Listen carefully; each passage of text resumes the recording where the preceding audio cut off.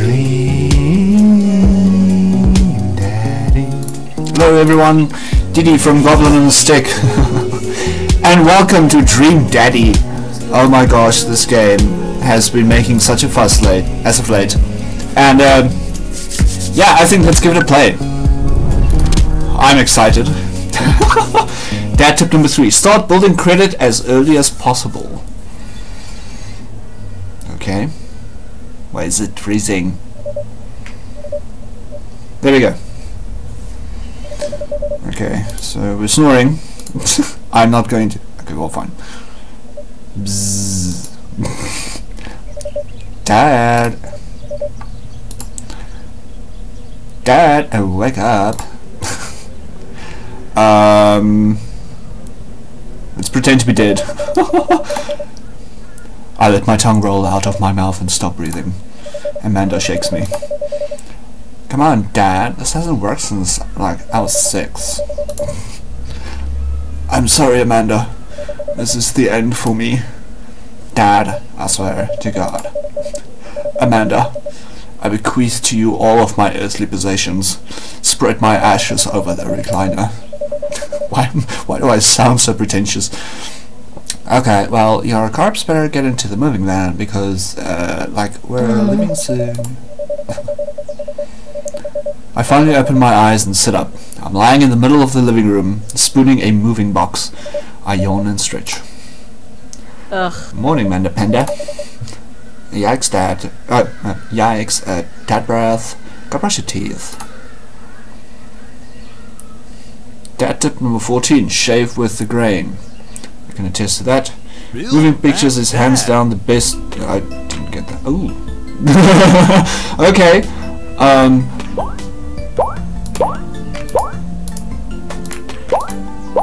This is a little embarrassing. I don't know. Okay, let's see. Heads. What's shadow? Oh, it's the 5 o'clock shadow. Ooh. Whew. Yeah. Okay, let's do hair. Gonna do. Should we do black hair? Who cares? Oh gosh, that looks terrible. No, that's Dad hair though. So it's that and that. Let's do that one. Let's see, eyes. Oh my gosh, these eyes are terrible. Yeah.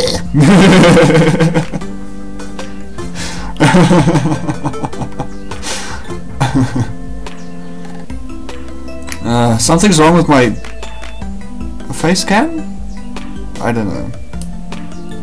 Nothing's dropping, but I've got lag. Anyway. Okay. I have blue eyes, if that matters at all. This fucking thing better not be lagging. Nose. Yes, that's fine. Mouth. Yeah. Yeah.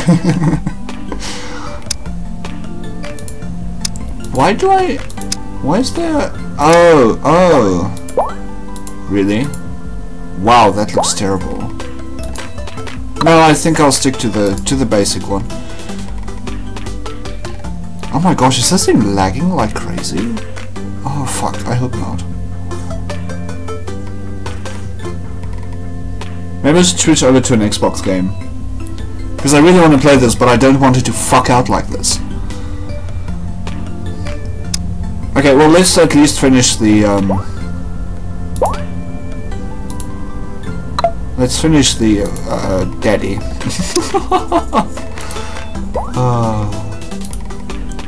Oh, that's a total Dad splash.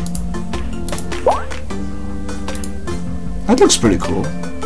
Kind of looks like Robert Downey Jr. if he was fat.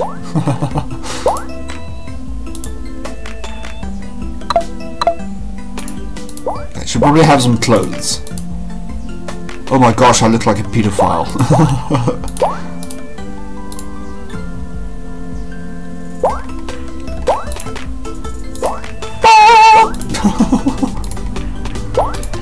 Oh, that looks nice.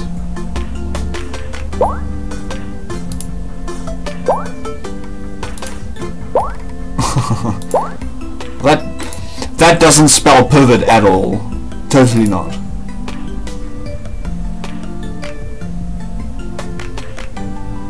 Okay, this thing is lagging like a bitch. I think. I guess that's fine.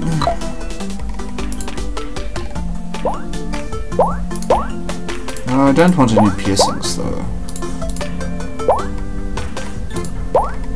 Nah. Okay, looking good, Daddy. Okay, I'm gonna name that Dad, and then I'm going to stop recording. Let's see, Brett Dayfield. Okay, I'm gonna stop recording here. The rest I'm going to record and just upload, because my streaming is shit when I do it from the same computer, apparently. Okay, be that Dad. Tip number 78. Try not to make assumptions about people. That's true. That is true. Okay. That's it. Okay, I'm gonna give it a little bit more time. Did you fall asleep packing? I got most of it done, I think. Searching around the room, it looks like I did a pretty good job. Every box is sealed except for one. Wait, straggler! What's in it? Looking into the box, I see a bunch of old photos and little photo albums. Well, like, I haven't seen those in years. I pulled one of the dusty albums from the top of the pile, and we begin looking through it. That is the coolest baby I've ever seen. The only way your father and I, because might as well. It's the only way your father and I could get you to stop crying was to put the sunglasses on you. But whenever we tried to take them off, you'd start crying again. You spent the first 2 years of your life with those sunglasses on. Nice. Halloween, when you were maybe 4. Oh my god, is that a dragon costume? You couldn't decide between being a princess or a dragon, so you went with both. Princess Dragon. Why do I remember crying in that dragon costume?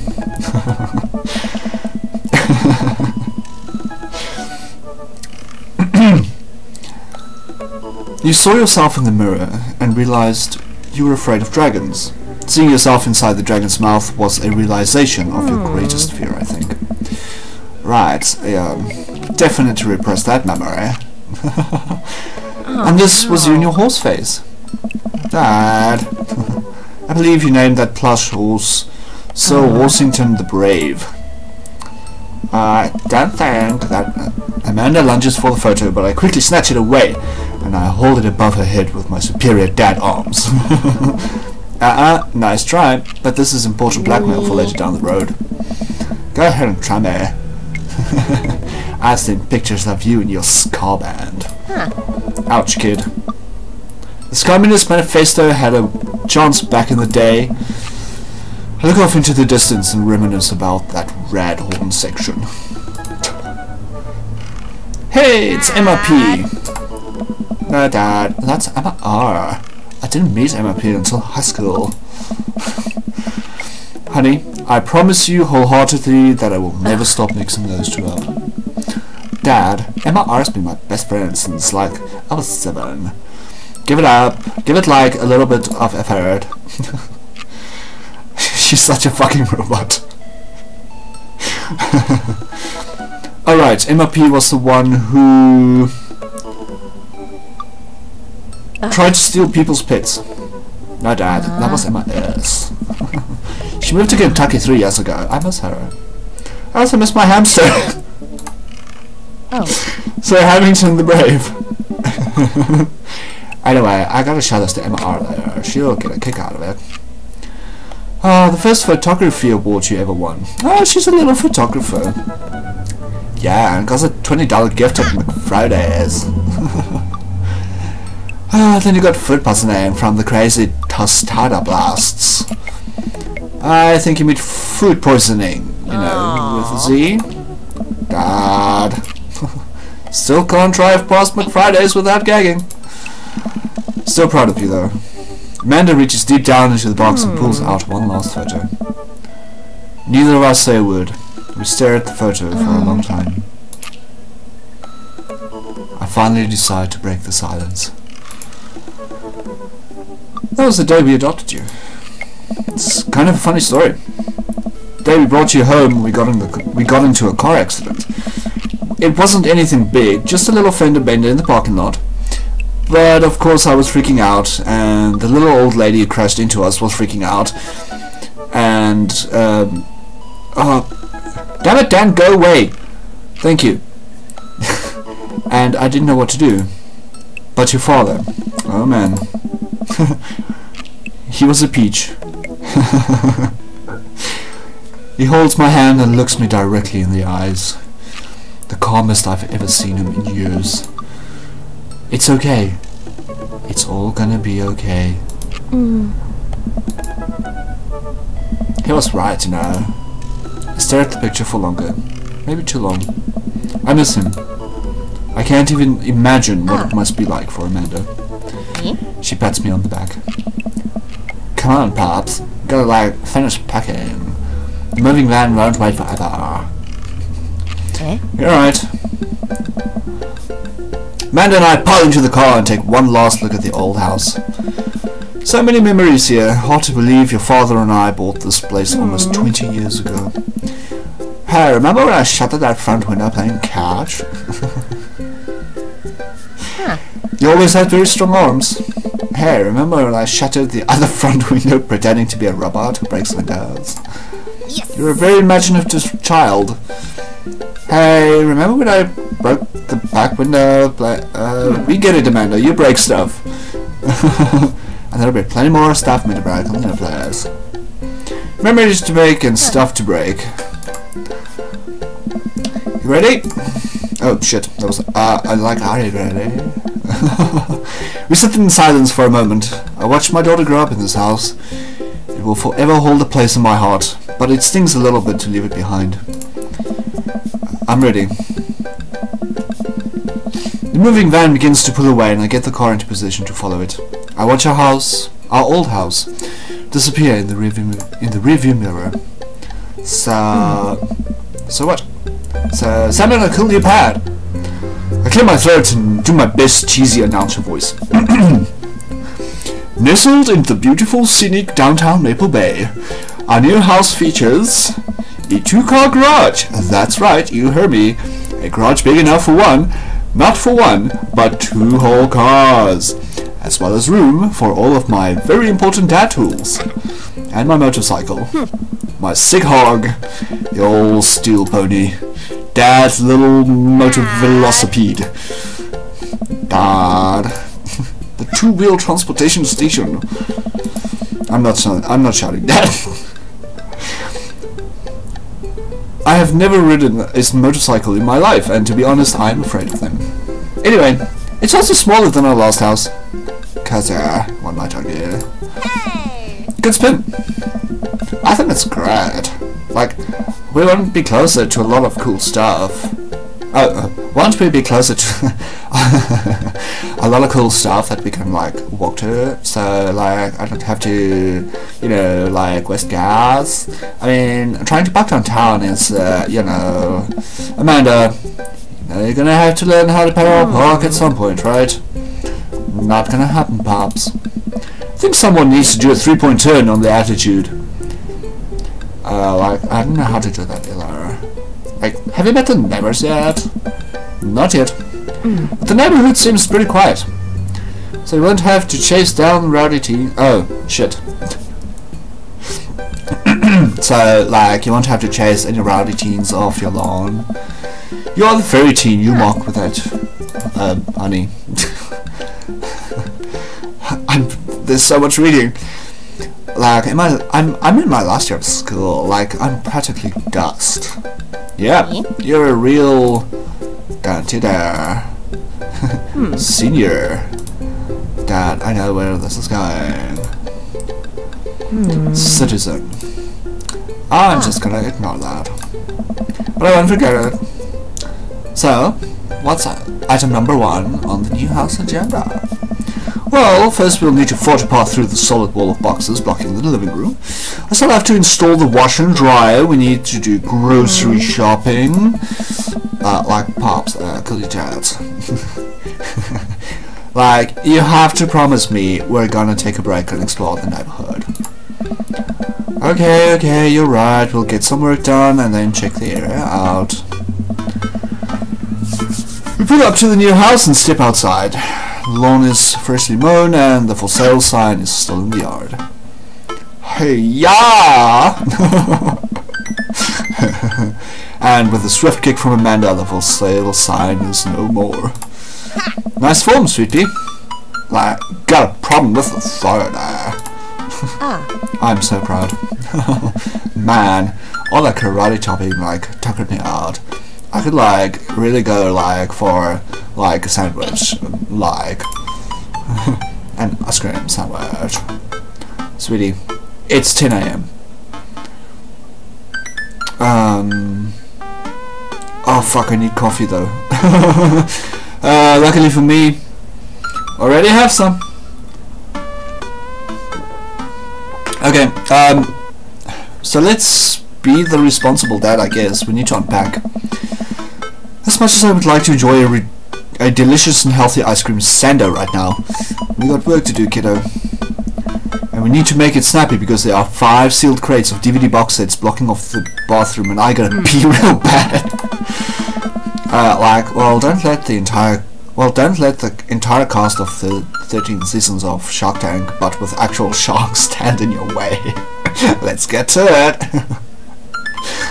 Aww. Dad tip number 53, pet every dog. I get to work unpacking the various boxes around the living room. A couple of hours pass and I get some good work done. The washer dryer unit is both washing and drying and we can actually walk through the living room without tripping over boxes. Ooh. First visit already? I walk over to the door and open it. Hello? A handsome, clean-cut man stands at my door, brandishing a plate of cookies. Hello? Oh shit. Oh fuck, I'm gonna have to do so much voice acting. Oh hey, where are my manners?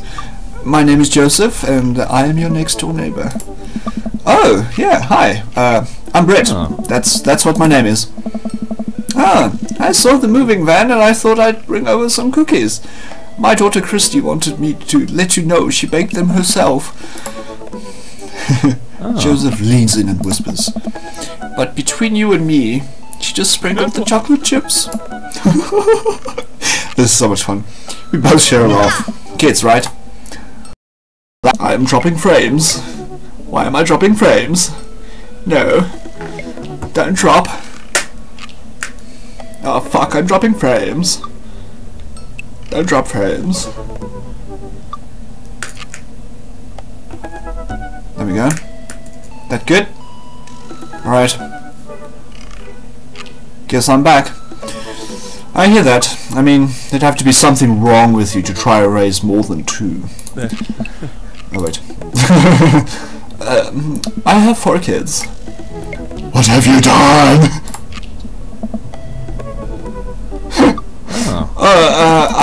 I meant... don't worry, you didn't mean to be rude. Oh no, this is the first neighbor I've met, and my social life is already in a tailspin. I wonder if it's too late to move again. Yeah, okay. Is the missus around? Mister, actually. And, no, not anymore. He died. I'm sorry for your loss. No, it's alright. Wow, this is uncomfortable. We stand there quietly for a moment, acutely aware of how awkward we both made things. I'm sorry, can you close the door real quick? Look at Joseph quizzically, but comply. After a second, I hear a knock on the door. Opening it, I see Joseph standing there with a huge smile. Oh hey, I'm your neighbor Joseph. I promise not to talk about your dead spouse this time. I'm throwing a barbecue in for the cool Desar. And I'd love for you to come by and meet the rest of the neighbors in our community. What do you say, pal? Yeah, that sounds great. My daughter Amanda and I would love to stop by. Also 4 kids. That's a perfectly normal amount of children to have. We shake hands and seal the deal. Well, neighbor, I'll see you at 3 p.m. Why the fuck does he have this voice? I'll see you at 3 p.m. sharp on Saturday. Sure thing, neighbor.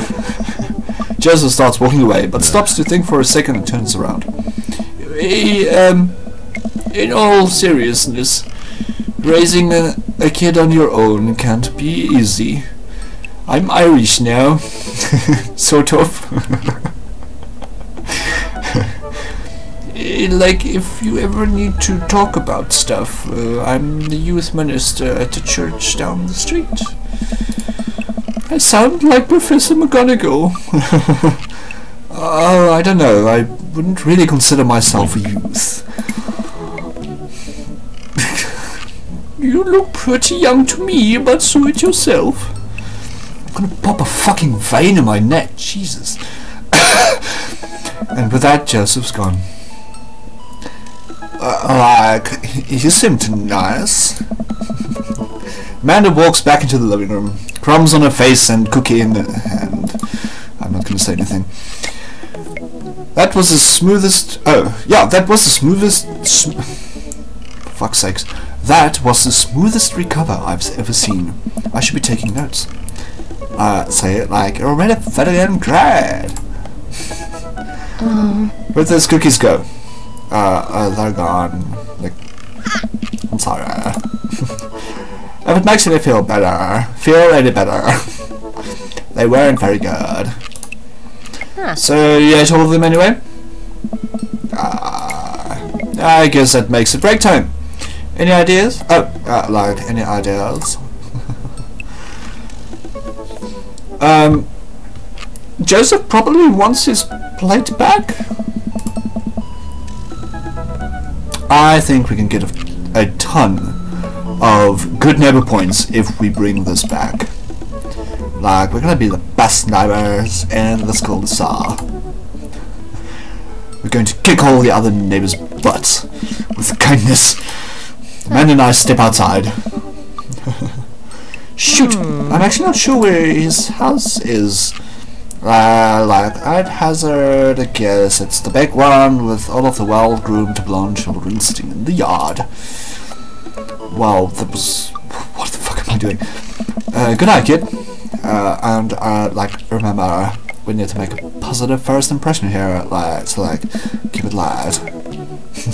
We walk up to the kids and wave. Hey guys, your dad around? They all just stare at us blankly.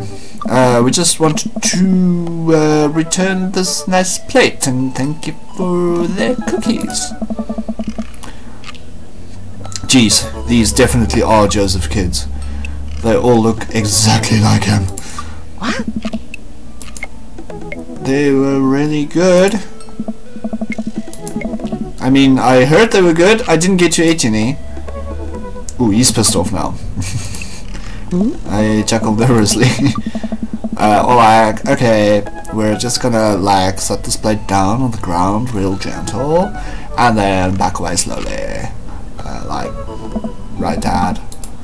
Right, that's what we're gonna do. The kid's eyes bore into us as we scurry away. I can feel they gazing on me even as we approach our house.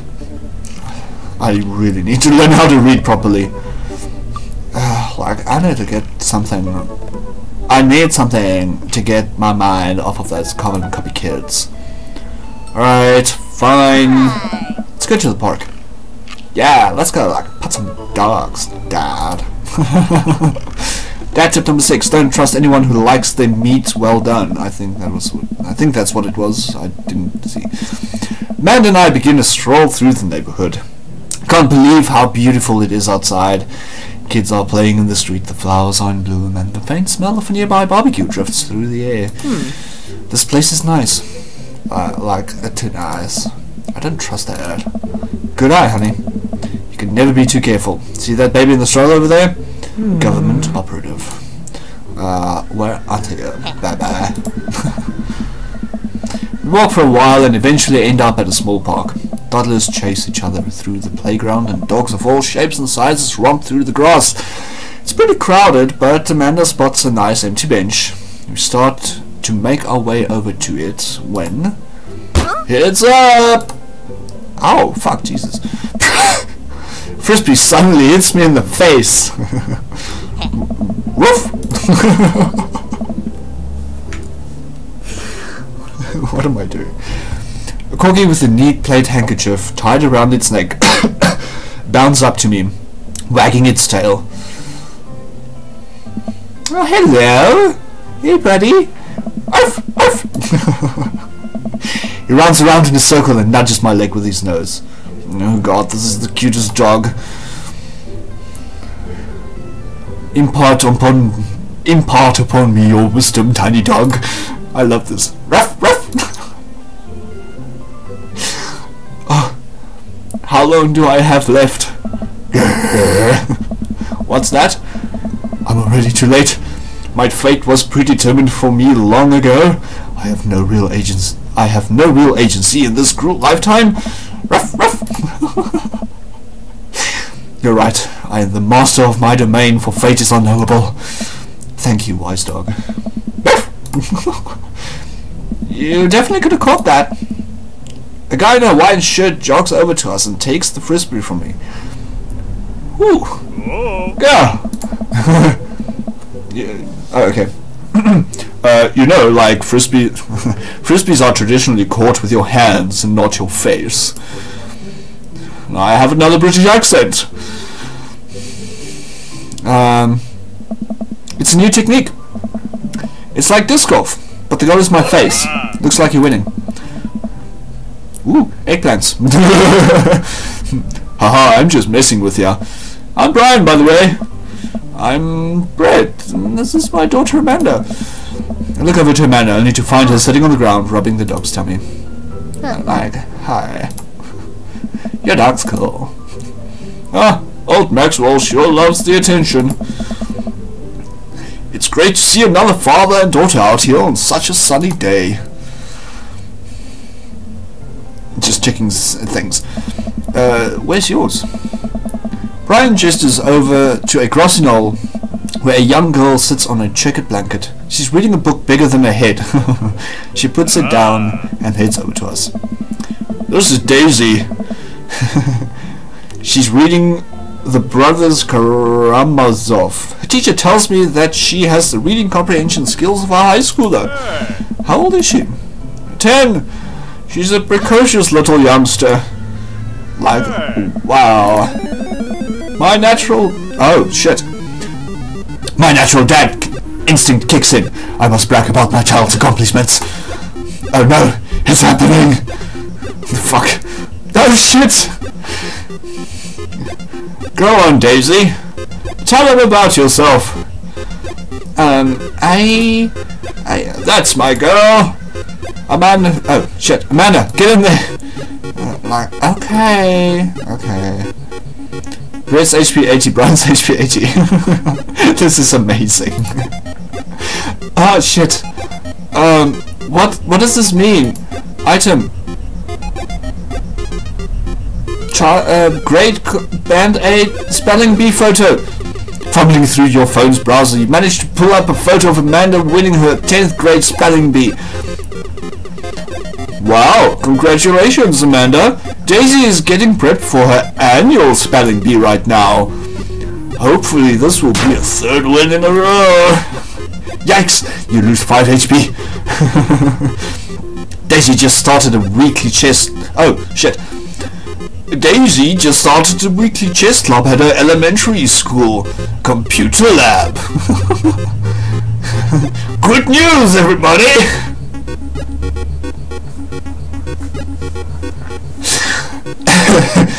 She's the president too, of course. Like, dang, my high school doesn't have a chess lab or like a computer lab. You lose 10 HP. Brett's HP 65. Brian's HP 80. Okay, let's brag. Oh, Amanda here recently won a photography award. Oh wow, congratulations! Brian loses 10 HP. Daisy actually just won a statewide poetry contest. Damn. I'm losing. Oh. What's this? Can switch daughters. Amanda is your only daughter. Flee? Do you really want to flee? No. Not really. I shall win. Well, last week, unprompted, Amanda helped an old woman with her grocery bags. It's extra powerful. Brian loses 20 HP.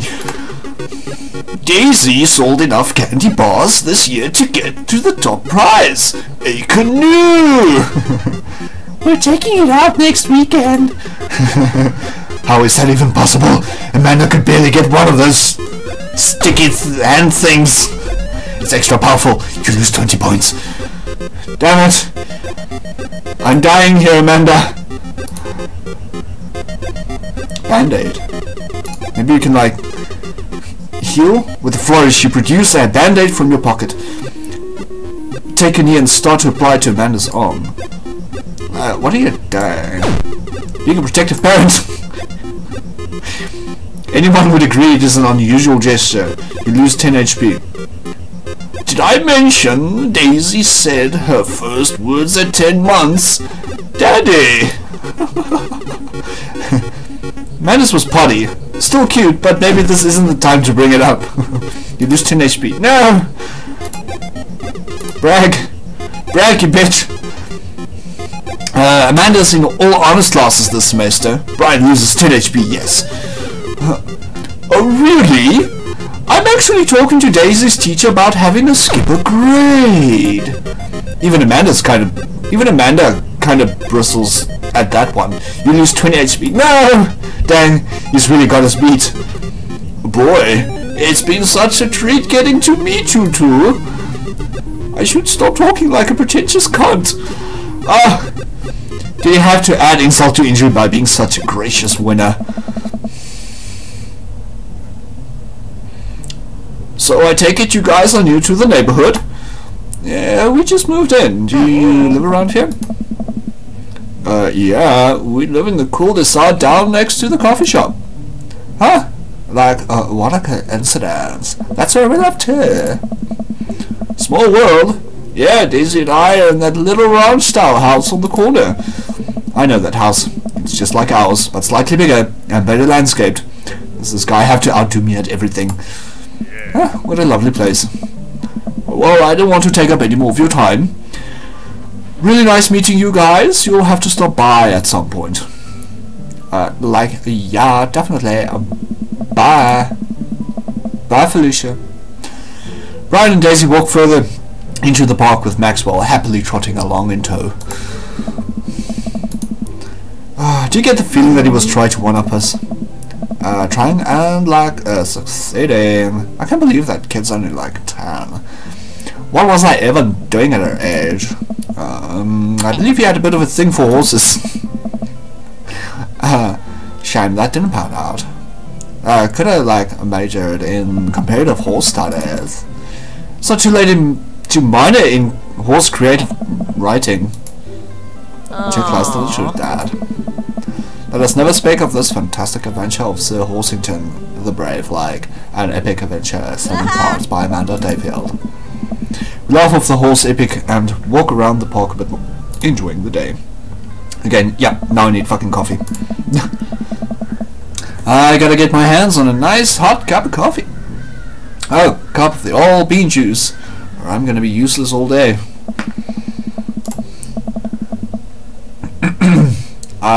I think we passed the coffee shop on the way here. Maybe we should check it out. Yeah, sure, let's do it. Huh. We walk down the street to the Coffee Spoon, a cute little place on the corner. Man, this is such a convenient walking distance from our place. Looks better now that I actually had some coffee. Yeah, I mean, I guess. What's wrong, Dad? Why would I go somewhere else and drink coffee on a couch when I could just drink better coffee at home on my own couch and not have to make awkward eye contact with other people? At least when I'm home, some random guy is isn't gonna come up and sit on the recliner next to me, and I wouldn't feel like a little weird about it, because technically he's not sitting at my table, but he is very much within my personal zone. Dad. And what's the etiquette on when you get a dirty mug? Like, is there a bin? Oh, when you have a dirty mug, is there a bin? Do you go set it up on the counter because you don't know where else to put it? Or do you just leave it there and feel your face flush hot with shame as you consider the possibility that there is in fact a bin somewhere just out of sight, and now you're that jerk who left their mug? Like a dad. You're just afraid to like meet new people. Yes, Amanda. We walk inside.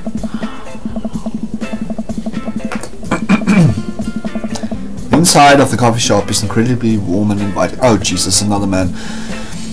Vinyl records line the walls with patrons and patrons lounge around on well-worn-in couches. Some cool tunes spin on the record player next to a little stage. Okay, so what voice do I give this guy? Hey, welcome to the Coffee Spoon, guys. How's it going? What's with the name? Oh, it's kind of dumb. You know, gets mentioned in this poem I like, and I thought it was a good idea at the times, and I suppose it's still a good idea because, like, the business is still running. But people ask me that question all the time, and I give them the same answer every time, and now I'm standing here rambling, and I'm sure we're all getting more and more uncomfortable the more I keep talking, but man, I'm in it now and I can't stop. So, what will it be? Scan the chalkboard menu and am immediately overwhelmed. I'll have a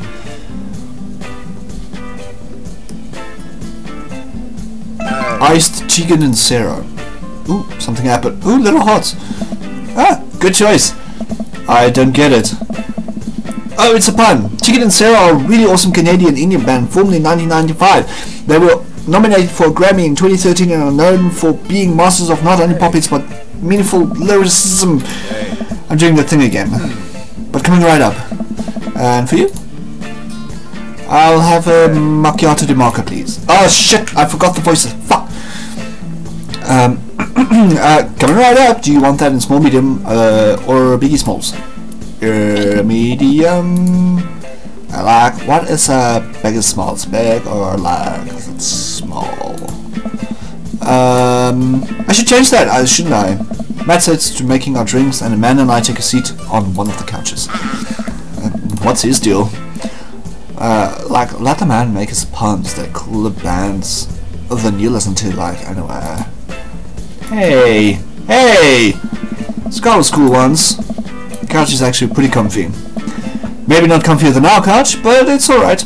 Good lumbar support. You sink right into it. Okay, it's comfier than our couch. Amanda nudges me. Like, this place is right next to our house, and that guy seems not only cool, but also just as uncomfortable with talking to, like, other people as you are. You guys should, like, totally become friends. I don't know. Come on. What do we like to say about meeting new people? I can't meet new people if I always stay inside the house and also don't go outside and also don't talk to people. Like, say we're like making progress. Matt sets our drinks down at our table and I have a sip. The iced Teagle and Vera is delicious. Oh. Aye, I like wearing it I've never heard. I'm Amanda, and this is my dad, Brad. Oh, right on! Pleased to meet you both. You ought to come by when my daughter's hanging around the shop. You two might get along. Yeah, I'm sure we'll maybe come in from time to time. Amanda kicks my leg from under the table. I'm sure we'll be in here a lot. Oh, you know what? I don't know what voice to give this guy. Let me get your opinions. Let me get you guys' opinions on something. There we go. Matt goes into the back and comes out with a fresh plate of something that smells amazing. I'm working on a new banana bread recipe and I need help coming up with a name for it. Okay, well I think we're gonna have to taste it first so we can get the flavor profile, you know, and really appreciate the flavor sensations of... Amanda nods vigorously, she knows this game. Yeah, like, we need to give that banana bread a taste of what if a taste if you want us doing for creative whatever. I think that'd be commensurate with I've taught it well. We've trained for this day. I was just gonna give you guys free banana bread anyway. Right, yes, that. Matt serves us each piece. Man and I happily chow down. Like this is amazing. Thanks! Secret ingredient is bananas. So, any ideas? I'm stumped. Well, I think it... Well, I think I might only be able to give you dad band puns, but I'll give it a shot.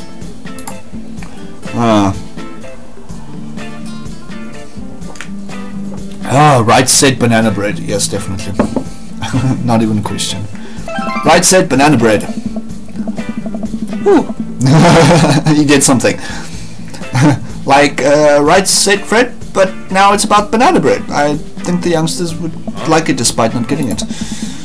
That actually has a nice ring to it. Really? Yeah.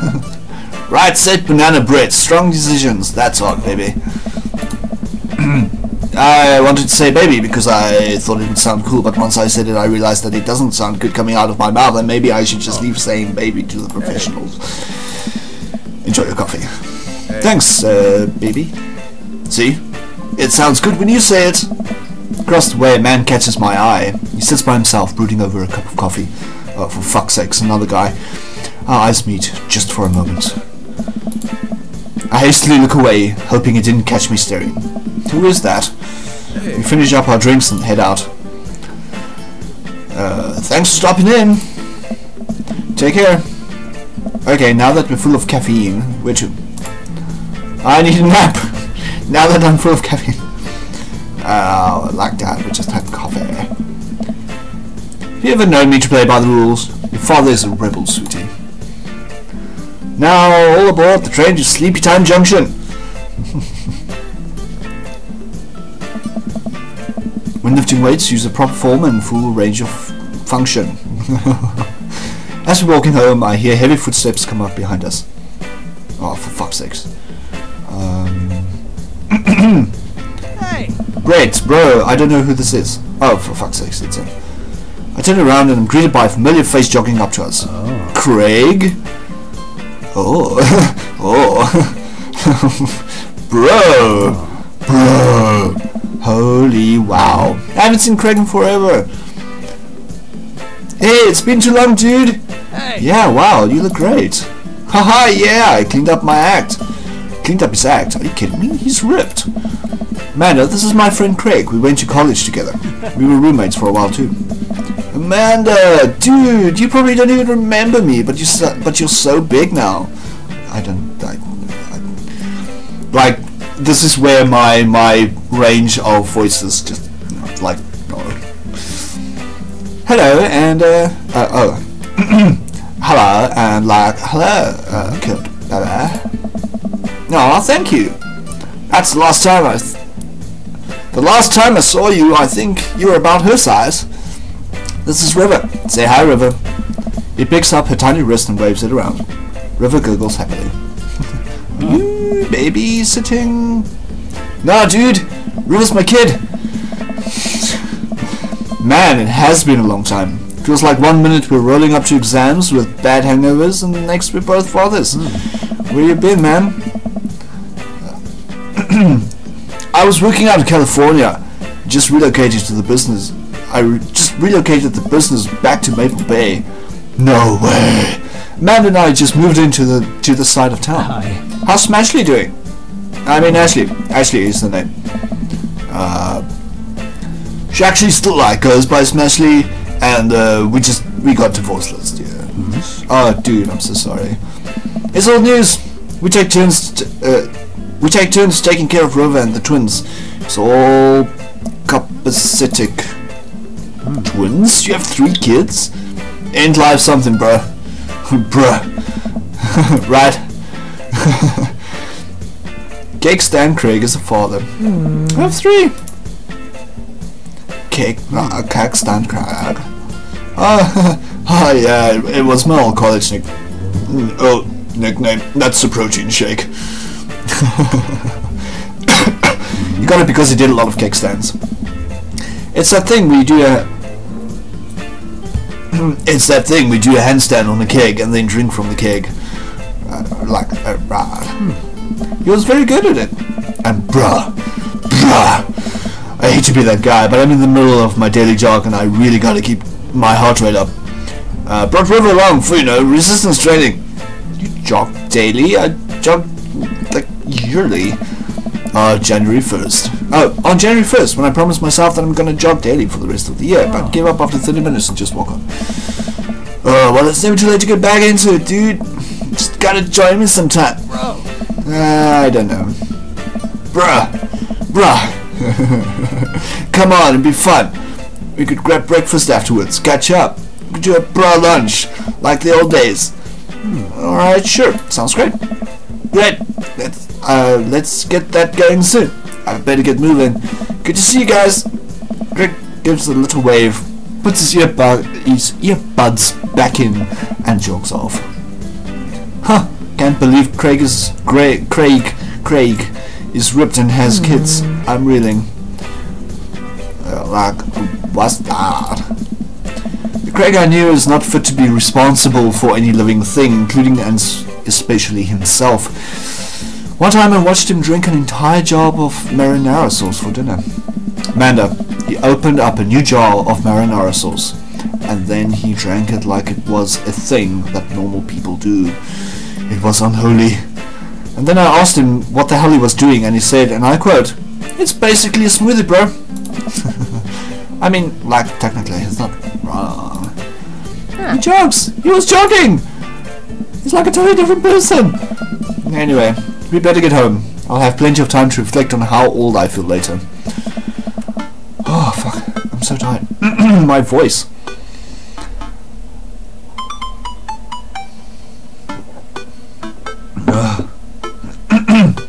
Amanda and I flop down onto the couch. Amanda has to shove some empty boxes out of the way before she can sit.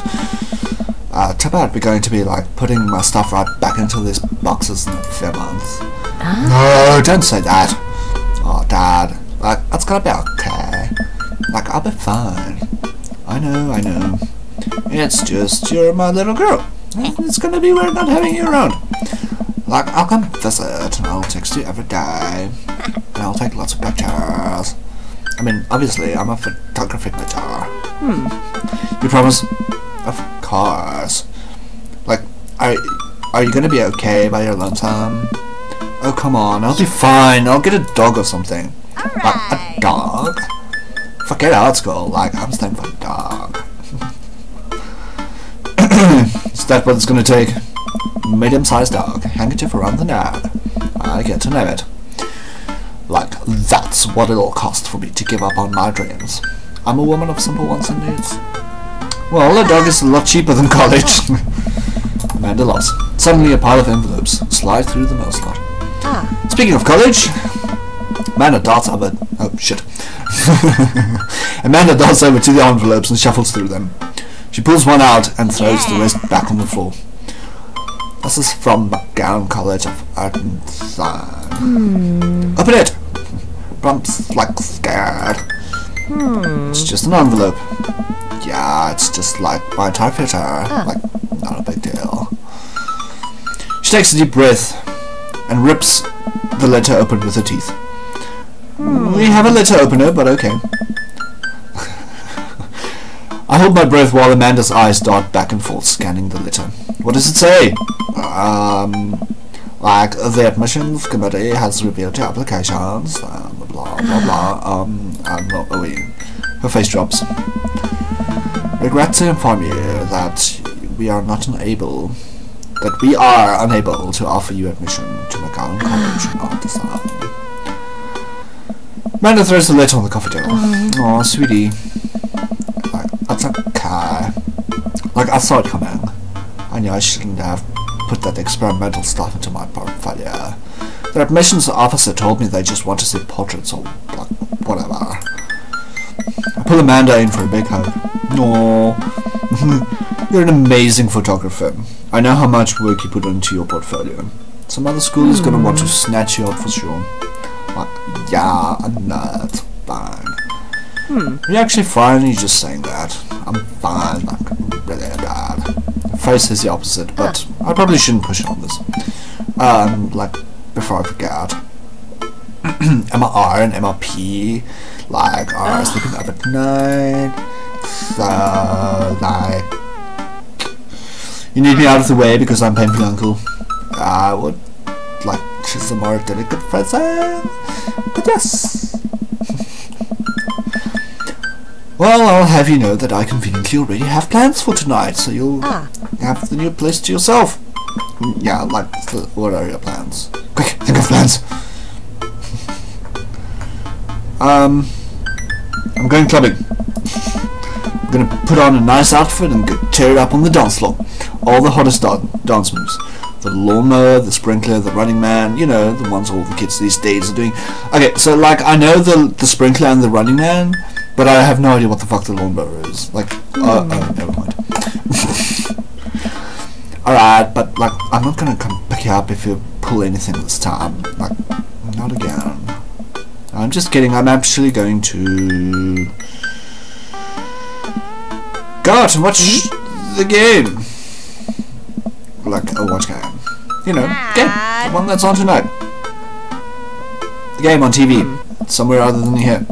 Okay, cool. Like, while you do that, I'm gonna do drugs and commit some light arson with the MRs. Oh, I'm concerned that you're hanging out with the wrong crowd. Amanda shrugs.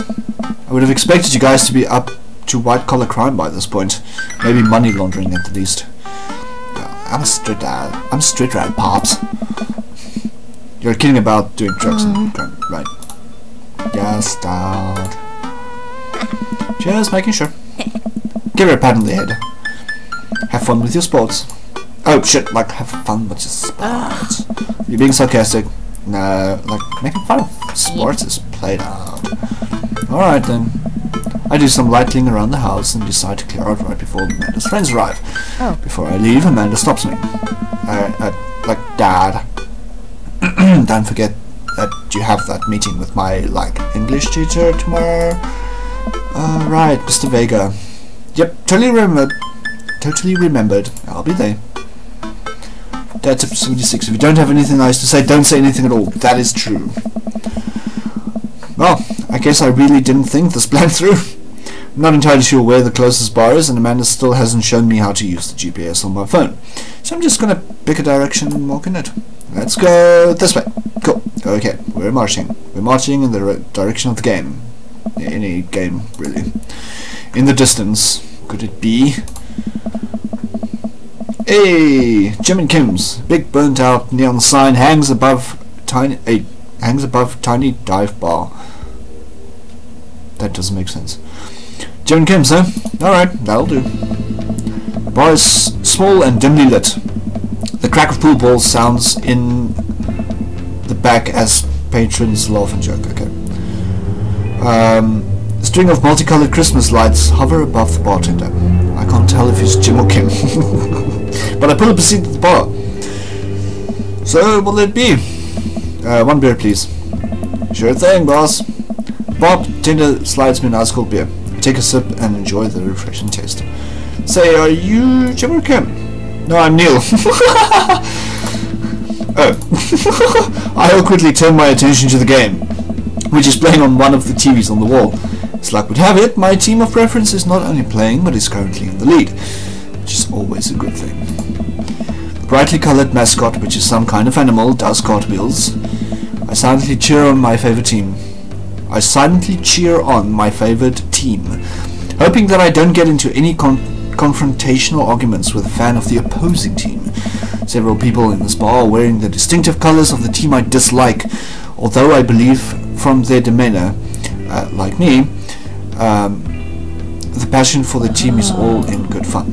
Okay. Oh, for fuck's sakes. You a man or a woman? I'm a man! A middle-aged woman holding a nearly empty wine glass slides up to the bar and sits uncomfortably close to me. Oh shit. Hey, sailor. Oh, shit. Oh, hello.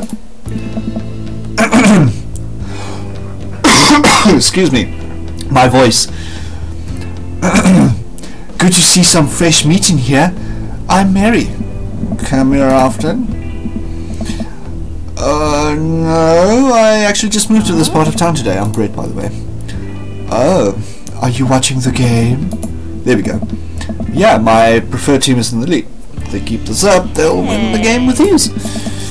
Oh, I love that team. And I also love that game. I love someone who knows their way around balls.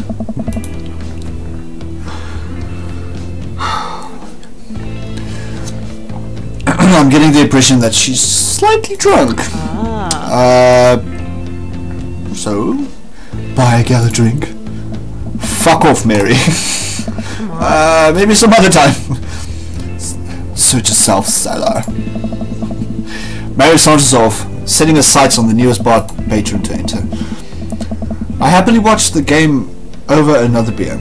The game has gotten close in terms of points, a little too close than what I'm comfortable with. After a particularly skilled player scores a number of points for the other team, putting them in the lead, I hear an affirmative grunt from another man at the bar. Go team! It's the brooding man from the coffee spoon. He sits alone, sipping whiskey and watching the game as well. Oh shit. Enjoying the game?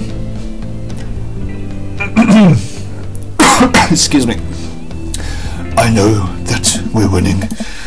Is that brooding enough? Oh, we must be rooting for different teams then. In my opinion, my team is far superior. I have to disagree with that. Based upon our win-loss record, I'd say that my team is superior. That's where you're wrong. Seeing as it stands now, my team is beating yours. The conversation ends there and we both go back to silently rooting for our respective teams. The game is close, with both sides playing their hardest to win, but in the end my team prevails. Quiet cheers ripple throughout the bar. I raise a respectful glass at the man drinking whiskey. He raises his in response. An unspoken truce is formed between us based on our mutual love for the game. He motions to the bartender, who pours 2 glasses of whiskey. The man slides one over to me. Name's Robert. Thanks, I'm Brett.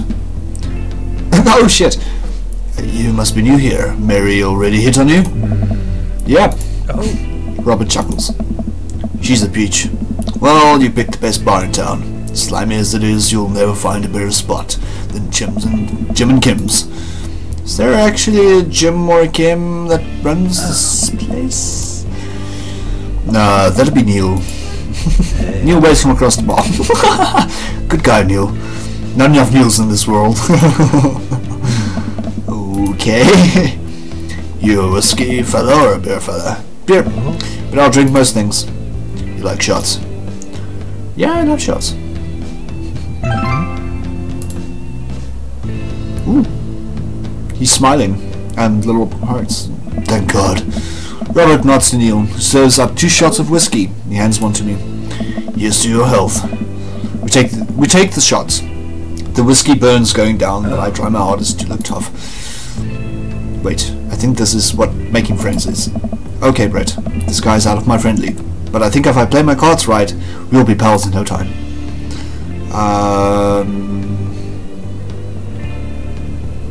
He has a hand tattoo? Oh, yes, he does. Compliment his cool leather jacket. I like your jacket.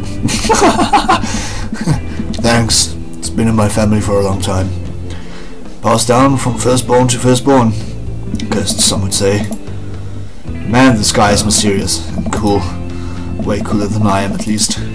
Robert signals to the bartender for another round. So, what are you doing here tonight? My daughter kicked me out of the house. Not like forever. She was having a sleepover with her friends. Family type, huh? Single dad? Hey. He gets up. Be right back. Got a part of my nose. Oh, Neil. I've never seen Robert this talkative. He must like you.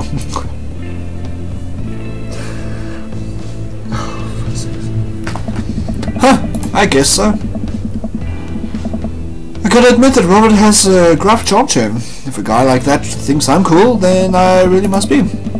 Robert comes back from the bathroom and grabs his leather jacket. I'm gonna go home. You heading my way? Robert and I leave the bar and find ourselves walking in the same direction. I live in this cul-de-sac down the way. Does everybody live there? Me too. We just finished unpacking today. Great place to be. Good neighbours. Well, some of them. Who's that? We get to Robert's house, which is just a few houses away from mine. We stop and he turns to me. I don't kiss and tell, Brett. So are we doing this or what? What? You know. Do you want to come inside or not? I'll come... Never mind. A wave of realization rushes over me. I blush. Lay it on smooth. Well, I don't see why not. That sounded smoother in my head. Let's do it. I follow him up to his door. He fumbles with his keys for a second and unlocks the door, leading me inside. Oh shit. The moment the door closes behind us, he pushes me up against the wall and kisses me, grabbing my hips. Come on. Oh, Jesus. Robert takes my hand and leads me up the stairs and into what I assume is his bedroom. But it's so dark that I can't see anything but Robert's intense expression. He kisses me again and I can hear him shucking off his jacket. I clumsily take off mine too. His hands roam down my chest and suddenly he's tugging at my belt. Oh, fuck. I don't normally, like, do this. Do you want to stop? Oh, fuck.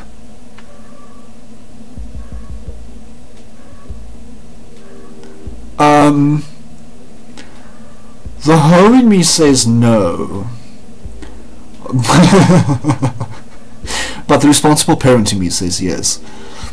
Fuck it, hormones. No. No. Good. Robert continues to unbuckle my belt and guides me to the bed. Let's have some fun. Please don't be a minigame. Okay.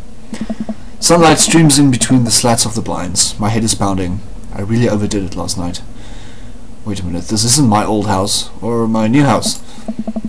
Shit. I look around for Robert, but find myself alone. Hello?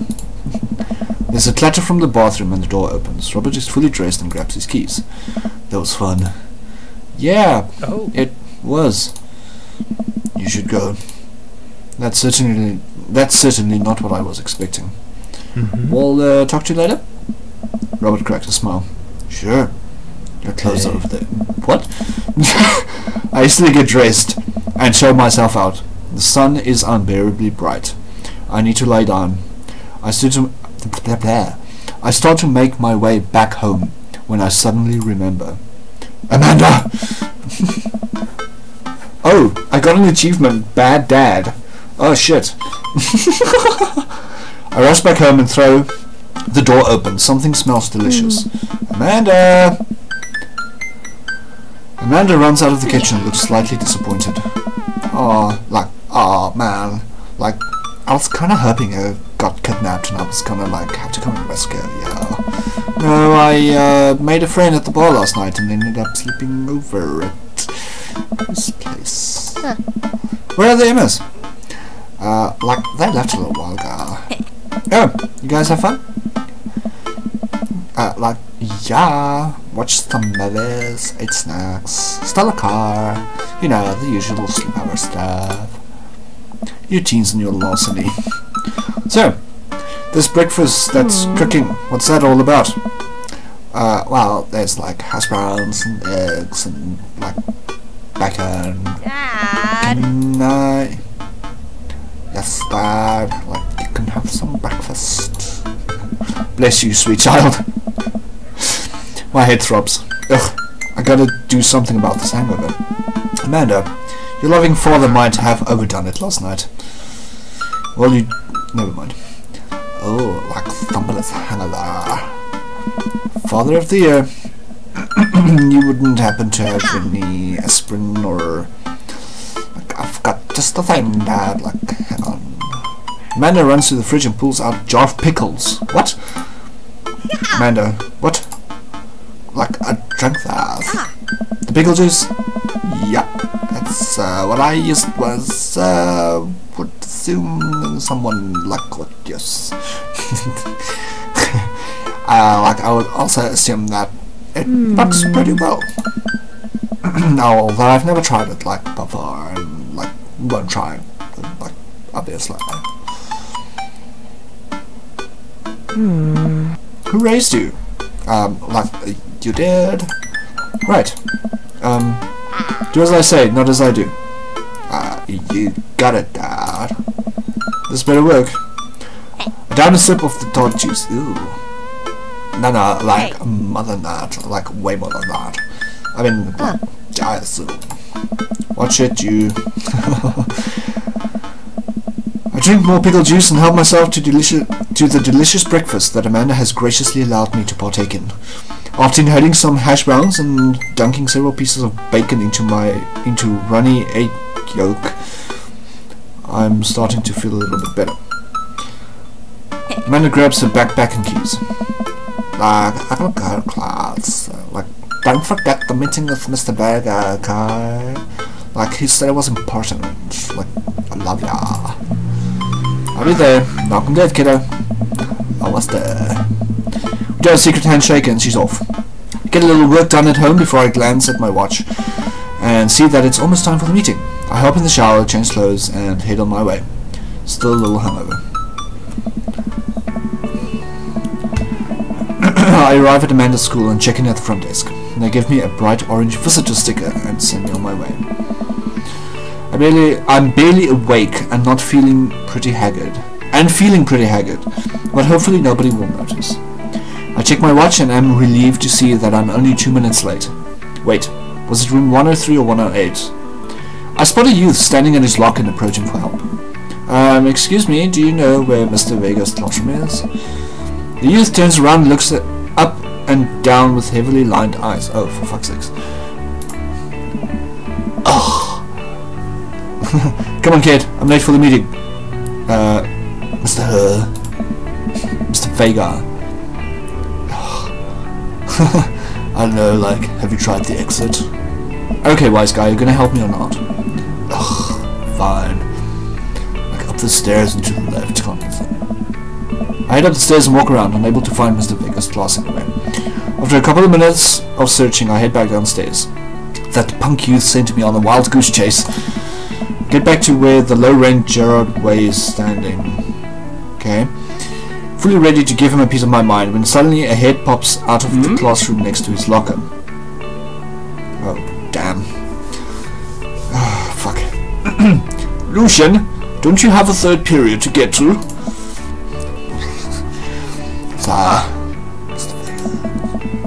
Well, now I'm officially 10 minutes late. I glare at him as he walks away. Oh. We're not cool. You must be Brett. The period's almost over. Would you mind waiting in the back? Mr. Vega leads me in and I take a seat in one of the comically small students' desks in the back. I might get stuck in this. Alright, now where were we? Now who can tell me about the unreliability of the narrator in J.D. Salinger's Catch in the Red Eye? Yes, Colin. Colin stands up and does the thing where he blows his crook of his elbow to make a fart noise. The whole class erupts in laughter. Alright everybody. Very funny, Colin. Please sit down. Now, Holden Caulfield is an unreliable narrator in the sense that the bell for the end of the period rings. All of the students immediately get up and make a break for the door. Remember to do the reading and answer the response questions on... Remember to do the reading and answer the response questions on page 194 of your textbook. Nobody's listening. Or not, I guess. Oh. Mr. Vega turns to me and sighs. Middle schoolers, right? What do you teach high schoolers? Both, you know. Budget cuts. Oh. Right. Thanks so much for coming in. No problem. Mr. Vega? Oh, please call me Hugo. I don't normally do these impromptu parent-teacher meetings, but as I'm sure you know, Amanda's a very bright student, and I'm concerned about her recent behavior. What's going on? Amanda has never been the most engaged student, but I do know she cares. Recently, though, she's been falling behind. She's not completing assignments and has been doing rather poorly on tests. I'd normally chalk this up to senioritis, but this is strange. I thought Amanda always shared everything with me. It hadn't even crossed my mind that something might be wrong. I just wanted to ask, is everything okay at home? Well, we just moved. Well, yeah, we just moved recently. But it was only to the other side of town, and Amanda was more excited about this than I was. See if you can talk to her about it. I know she values you a great deal and would appreciate your guidance. If she keeps heading down this road, I know how important art school is to her, and I would hate to see her miss out on scholarship money that she clearly deserves. I'll make sure to talk to Amanda. Hey. Thanks for letting me know, Hugo. Anytime. On my way out, I stop, thinking for a moment. I turn to Hugo. Hey, Hugo. Yes? Ever catch that rye? Oh. Yes. Okay. Leave the crossroad.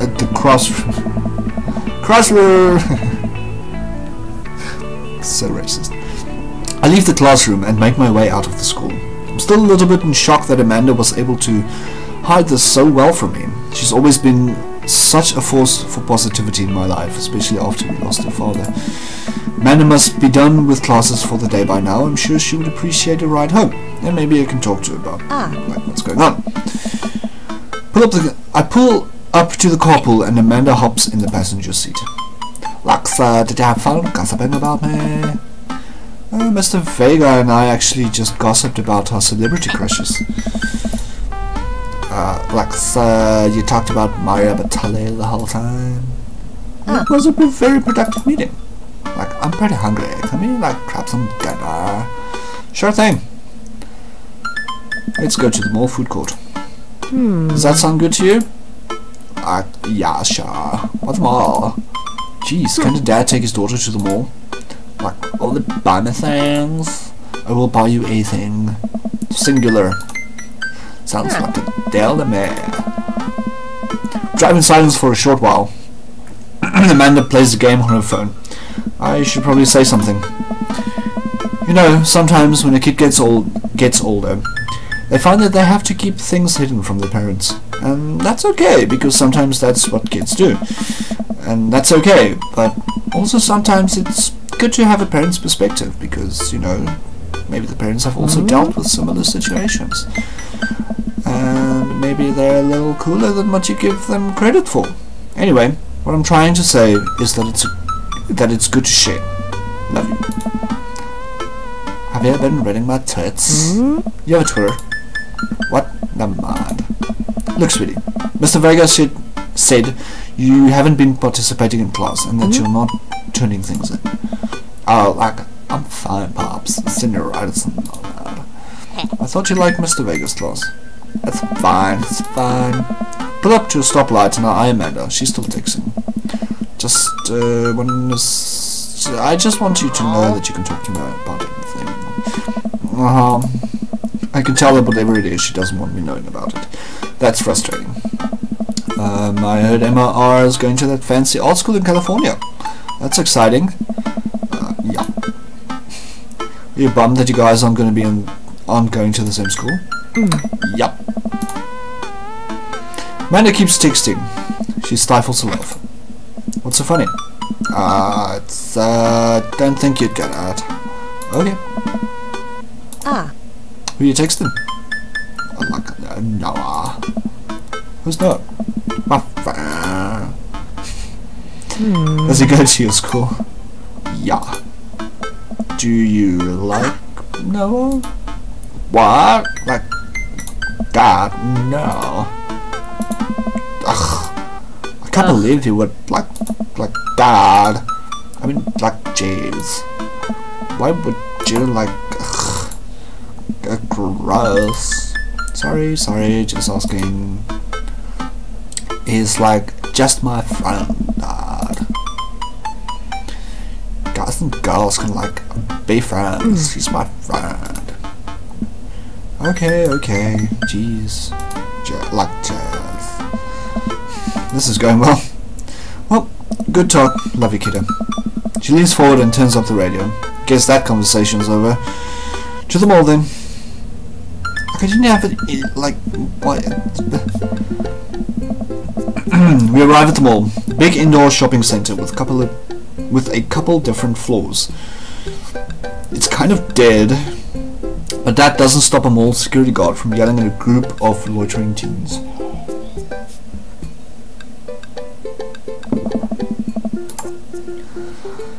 Let's eat something disgusting for dinner. Like a ya. Language say heck ya. Better. We approach the food court and evaluate our options. There's greasy restaurant after greasy restaurant. My heart burns just looking at the menus. Nobody looks happy to be here. Like, what are the mid-fire? Like, bread dipped in sugar, bread dipped with cheese on it, or like, do you just want me to inject some fat directly into your bloodstream? I extend my hand to her. Would you do me the honor of sharing some nachos? She takes my hand with a grin. Like, it would make me the happiest, chizziest girl alive. We order a giant pile of chips and unnaturally orange cheese from a very unenthusiastically and possibly stoned teenager. We take a seat at a rickety table and dig in. Like, these are bad, but also strangely delicious. Like, we have to eat through the pan. We enjoy the fluorescent cheesy goodness together until we're all out of nachos. So, something's been bothering me for a while. Could you explain memes to me? Like, which one? Like, all memes. Amanda sighs deeply and places her head in her hands. Like, Dad, it's complicated. See, Jesus, why are you making me talk so much? Say, memes are like inside jokes shared by a bunch of people that get less funny like the more people do it. So the problem is that like by the time a meme gets to you, Dad, like all us youths have already done the joke to death. And what's worse is than that, like, is that movies and like TV and video games will try to jump in on a meme train, like, but just based on how long it takes to make them, like the meme will be long dead by like the time it comes out, so like it just dates and it isn't funny. Oh shit, what up? Down please. Anyway, like changing the subject, what to now?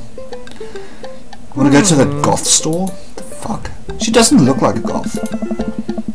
You know, the one that's all black and tries to establish itself as anti-establishment despite being an exact representation of the establishment. Like, I don't know, like, sorry. You know, the one where you can buy chain wallets and it's basically an assault on what people fought so hard against in the punk and hardcore movement of the 70s and 80s. Like, dirt, you like, gotta be more respectful. The one you threw up in that one time. Ah, yeah, like, exactly. Love it. I love this game. This game is great. Amanda runs into the store with me trailing behind her. She makes a beeline for the back. Like, there it is. You can, like, still see the outline, kinda. Like, I'm so proud. Like, speech, Dad. Yes! Amanda. Like, speech, like, speech, Dad. Why not do it if you stop chanting? Amanda stops immediately. I clear my throat. Thank you all for joining us here today to commemorate an historic moment that will forever shape history. On a day very much like today, some 5 years ago, our very own Amanda Ann Dayfield had too much blue raspberry slushy on an outgoing to the mall. After begging her father to take her to Dead, Goth and Beyond to buy rainbow suspenders, she proceeded to throw up all over a display of My Chemical Romance merchandise. Her loving father then had to pay for said merchandise, which to this day remains among our possessions. Thank you. Amanda is moved. She begins clapping, slow at first, then faster and more vigorously. Several other patrons turn their heads. One of them also starts clapping. Right above my head. I like hair, I like a 10 more hours. While Amanda busies herself looking at band t-shirts, I try to find something of interest to myself. Not much for a dad to look at it in a Dead, Goth and Beyond. Check the clearance bin for hot deals. There's a big cardboard box of marked down items. I'm pretty sure $4 of purple eyeliner is a good deal. I think. I wonder if I would look good in purple eyeliner. Hell yes, I would. Oh shit. Look, this is very important to me. I overhear a stifled argument over at the cash register. An older gentleman is carrying a garment and showing it to a bored-looking cashier with pink hair. I can see that. Don't know what to tell you, dude. I just work here. Okay. Listen, when I bought this online, the website said that this blouse was Victorian inspired.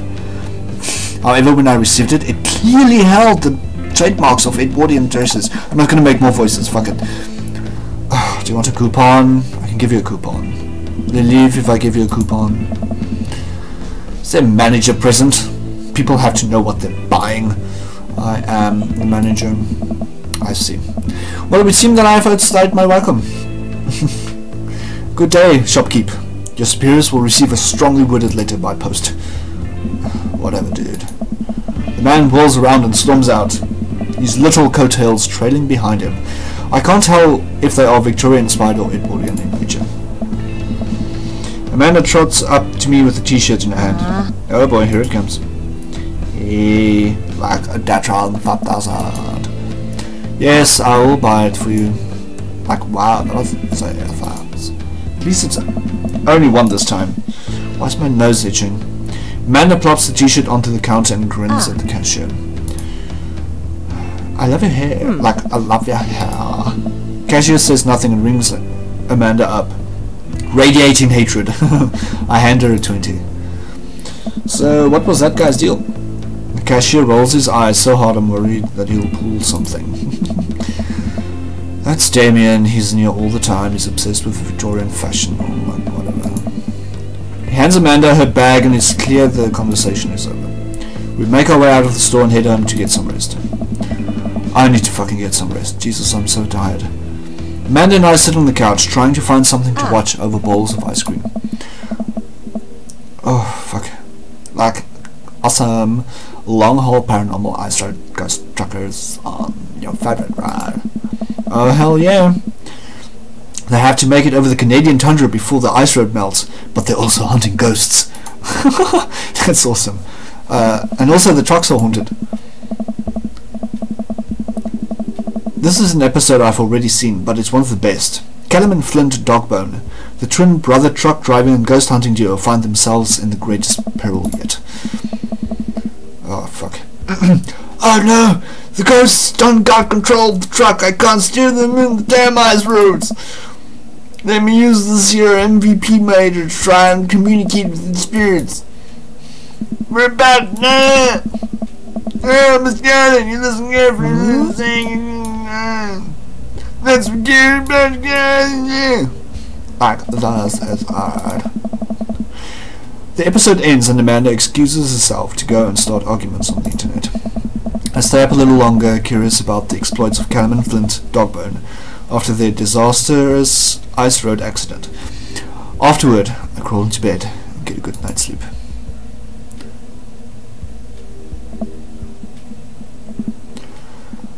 Whew.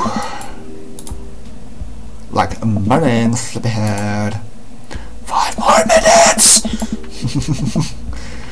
You have never ever let me have 5 more minutes, so like, get up. Fine. We have cereal for breakfast and spend the morning putting together furniture. Amanda is much better at interpreting the tiny manuals. We're able to put together a few shelves and one desk, but I'm pretty sure it was supposed to be a bookcase. So like, are you excited for the cookout today?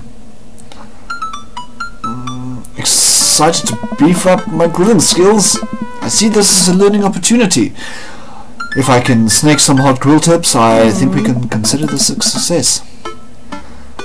Like, don't you want some of the pebble that I've never heard? I'll probably end up standing uncomfortably in the corner with a plate of food and hope that nobody talks to me. Dad, you're a beautiful work in progress. Like, we'll get that butterfly to emerge from a cocoon. So butterfly. Well, we better start getting ready. We definitely don't want to be late.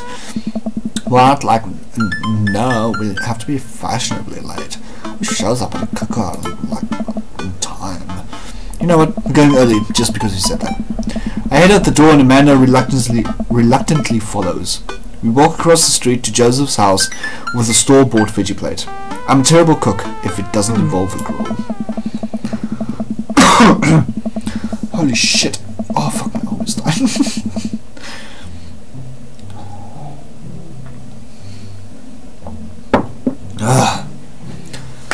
I guess we're not as early as I thought we were. Joseph's backyard is already packed with people and the smell of hot dogs wafts through the air. Small children run through a sparkler and adults chat in small clusters.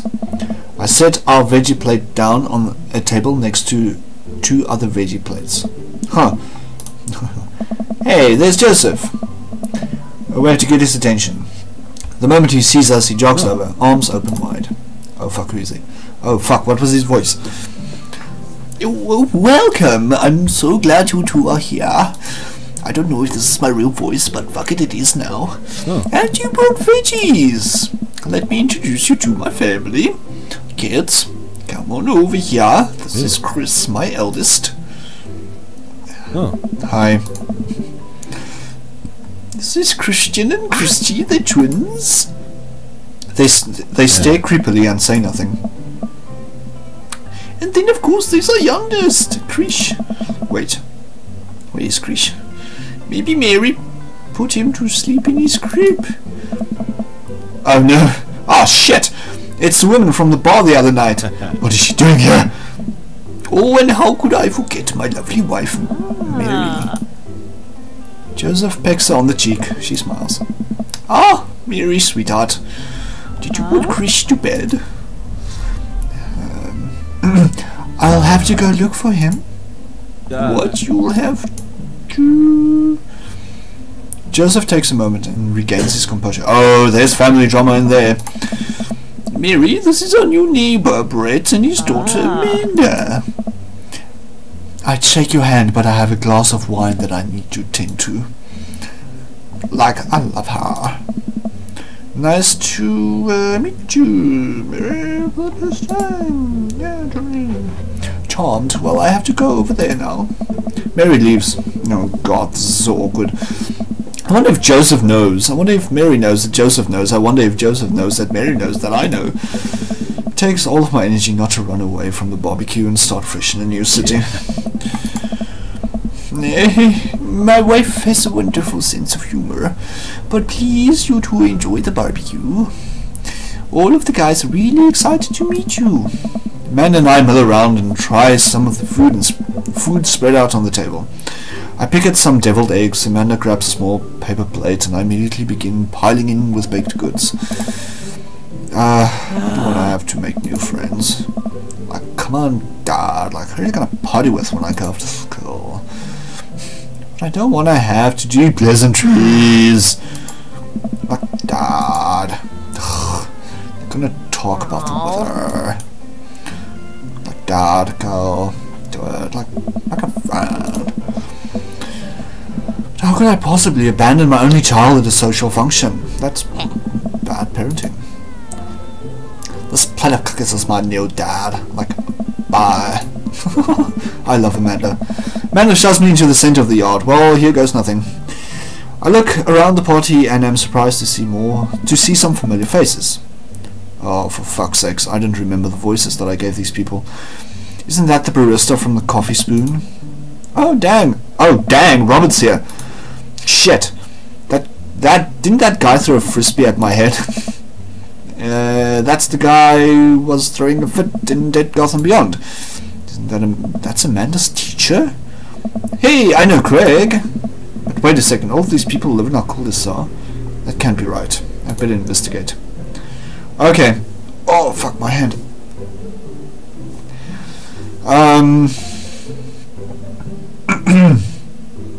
I guess, shit. It's gonna be like hella awkward with Robert. But Brian is so cute. Okay, Robert and Brian. Fuck it. I walk over to Robert and Brian, who are chatting over drinks, determined not to be weird about what happened that night. I hope Robert feels the same. Hey, guys. Oh, shit. Oh, Brett. How the heck are ya? Settling into the neighborhood alright? Oh, you betcha. Got the living room in order at least. That's great to hear. I've been doing some living room work as well. Finally got the 50-inch in there. Game looks great in high def. Oh boy. Brett, have you met Robert here? Yeah, I believe we met like briefly 7 minutes. Hey. Robert takes a long sip of whiskey. Robert robotically extends a hand. I shake it as he stares unblinkingly into my eyes. God, what does that mean? How's it going? It's good. Robert focuses on the whiskey he's holding. He takes a long sip. Great! Look at my friends becoming friends. Us dads gotta stick together, you know. Us dads? Robert has a kid? Oh, I didn't know you had kids. Robert continues to stare at me. Jesus, this guy... Does this guy ever blink? Yep. Cool. That's cool. We stand in incredibly uncomfortable silence for several moments until... Oh, Daisy. Gotta get off the side of the truck! Like, and now the ghost like unlock the doors. Daisy and Amanda run up to us. God. Like Craig, heck, like the emergency escape button. But trucks don't have emergency escape buttons. Then hit the brake, like, I guess, and we'll get out of the truck. The imaginary truck. Anyway, we're aside from the ghosts. But how will we ever survive this Arctic tundra? Daisy, you might have to, like, eat me. Are you prepared to, like, do that? I'm prepared to do anything to survive. Jesus, my voice. I'm gonna have no voice tomorrow. Like, that's cold-blooded. I like that. Although I'm not sure I have the materials required to properly cook you. Wait a second. Are you guys playing Long Haul? Oh, for fuck's sake, his name. Long Haul Ice Road Paranormal Ghost Truckers? Like, yeah. I thought it was. Man, and I love that show. Like, it's the best, especially that episode where Callum hides Flint's keys and Flint retaliates by breaking an ancient cursed urn and sending the spirit after him. Yeah. That's such quality reality television. Like, alright, I found us a couple of bugs. Gonna make a great meal, like lots of protein and stuff. Keep us from staying out of sources. There's a whole table of food right over there. Like, it's a game. We're like print turns. Like, Amanda gives Daisy a handful of gummy worms from the snack table. They eat them with mock disgust. Let's go find kindling for a fire. Like, okay.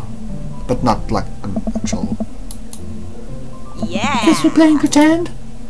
Like, oh, like Robert fucked off.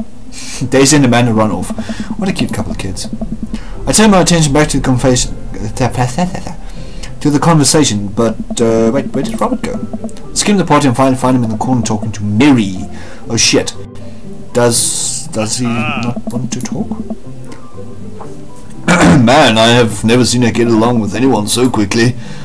Oh gosh, my words. I snap out of my Robert-induced haze. I guess Amanda just has a way with kids. That's kind of amazing. Daisy doesn't really get along with kids her age. It's nice that he's not trying to one-up me this time. Maybe we can have a regular friendship after all. Really? She just kind of keeps to herself. The teacher says she spends every recess in the library. I think the other kids are intimidated by her intelligence. There it is. I wouldn't worry about it too much. Amanda was shy at Daisy's age too. She used to have a habit of crawling under tables and crying every time we took her to a restaurant. She bit people too. Kids, right? I'm not laughing. Gotta love them. You're required to by law. Well, since they're getting along so well, maybe we should try to put together a little play date for them. Yeah, that'd be nice. Well, I don't want to take up too much of your time. Go meet some of the other fellows. Okay. Oh, fucking hell. Matt, Hugo and Craig. What about Joseph and Damien? I want to find out about Mary. I spot Joseph chatting with the guy from the Dead Gotham Beyond by the grill. I wonder what they're talking about. I walk over to them. Oh shit, this is Joseph. So I'm curious. Could you walk me through why you had your house painted black? Oh, where do I even start? The house stays warmer in the winter, it provides an artistic contrast to the rest of the neighborhood, and it complements the crimson interior perfectly. It's definitely an interesting choice. Thank you. I'm very proud of my abode. Oh, Brett. I was just having a conversation with Damien about this aesthetic design decisions. Damien regards me up and down with a warm but critical eye. How do you do? I don't believe we had the pleasure. Oh, I've had the pleasure. I think I saw you in Dead Gotham Beyond the other day. Damien's face turns bright red. Not that I think it can. Oh, I must apologize for my behavior on that day.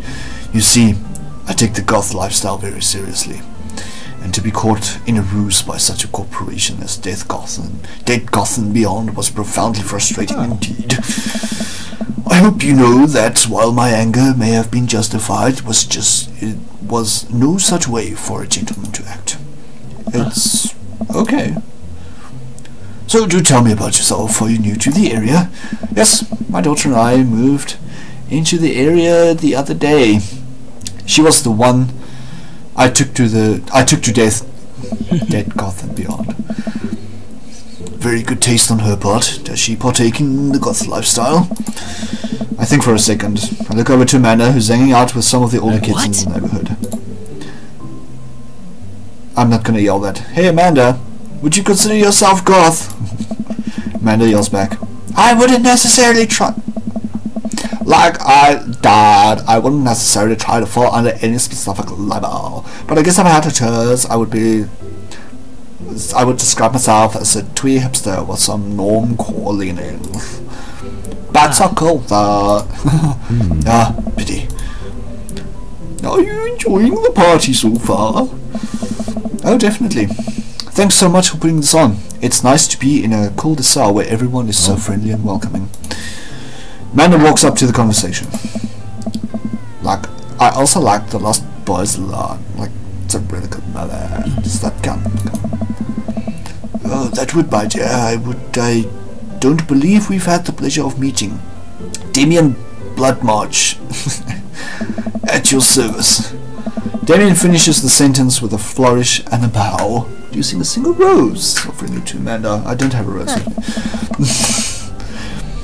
Amanda blushes and returns the gesture with curtsy.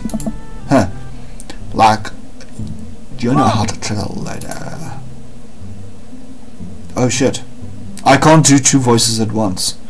Hello, Amanda. Seemingly out of nowhere, Joseph's twin kids appear. They are speaking in unison.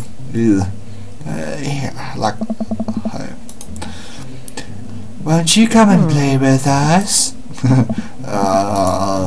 Come play with us forever. Guys, enough with the creepy twin stick. We've talked about this. Kristen and Christy slowly back away. Mary. Oh fuck, it's Mary. Where do you think you got that from? Mary pops in the conversation, wine in hand. Oh, for fuck's sakes. I don't know. Mary takes a long sip of wine.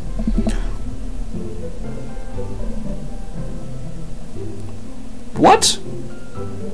Oh. I think I might have accidentally taped over a VeggieTales VHS with Shining. Who knows? She takes another sip of... Jesus. Give it a Where's Krish? Wasn't he with you? You had him a moment ago. He's probably stuffing dirt in his mouth. He'll be alright. Toddlers are pretty resilient. Mary tips a glass to me. Ain't my first time to the rodeo. It's my fourth. I've squeezed 4 little... Sweetheart. Would you do me a favor and please find Krish? That would be great. I'm sure he's fine. Mary? Okay, jeez. Mary finishes her wine and wanders off. Oh fuck, it's this guy. Like, Dad, coming that guy now. Lucian. Have I introduced you to Brett yet? Hey, it's that punk from a man's school. Little asshole. I remember you. Whatever. That's no way for a young man to speak to his elders. Be polite. Lucian bows. Whatever, sir. Lucian bows again.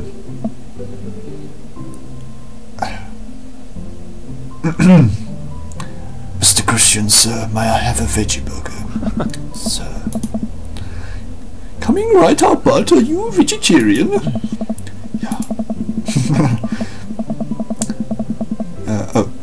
Make that 2 veggie burgers. Did you know that some people in the Victorian era were vegetarians? They described carnivorous type people as bloodlappers. Yeah. God. Oh, that's really interesting, Damien. Joseph turns to the grill. Just a hint of a tattoo peeks out from underneath his sleeve. I can't believe I didn't notice it before. Looks like it's the bottom of an anchor. Oh, he's a little sailor bitch. Hey. Whoa, is that a tattoo? Yup. I wasn't always a youth pastor, you know. That's so cool, Marcy, man. What?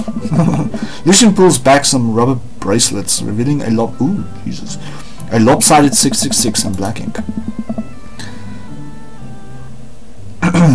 My buddy gave me a stick and poke tattoo last week. I think it's healing up pretty good. Lucian! We'll talk about this later. That's pretty cool. What's the significance of the tattoo? I don't know. Just thought it looked sick. Well, in my opinion, the only reason you need to get a tattoo is because you want one. Careful though, the number carries weight. Man, Joseph is a way cooler youth pastor than I thought. I just figured youth pastors popped out of the womb with a Bible. I wonder what he did before preaching. Okay. Yeah, I suppose we should go talk to the other 3 as well. Matt and Hugo seem to be embroiled in an intense discussion. Craig looks on, smiling politely. I walk over to say hello. Oh fuck, what was his voice? Oh, well, I don't know. I think it's fair to try and compare to art. I don't think it's fair to try and compare 2 art movements like that. Periods in art only exist because they're a unique byproduct of the social and political climate of a time and place, and try to take something like, say, the Rococo period and compare it to postmodernism in America.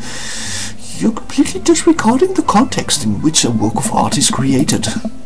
Matt and Hugo seem to be busy talking. Matt and Hugo seem to be so busy talking that they don't notice me. Craig leans in. Dude, I have no idea what's happening. Bruh.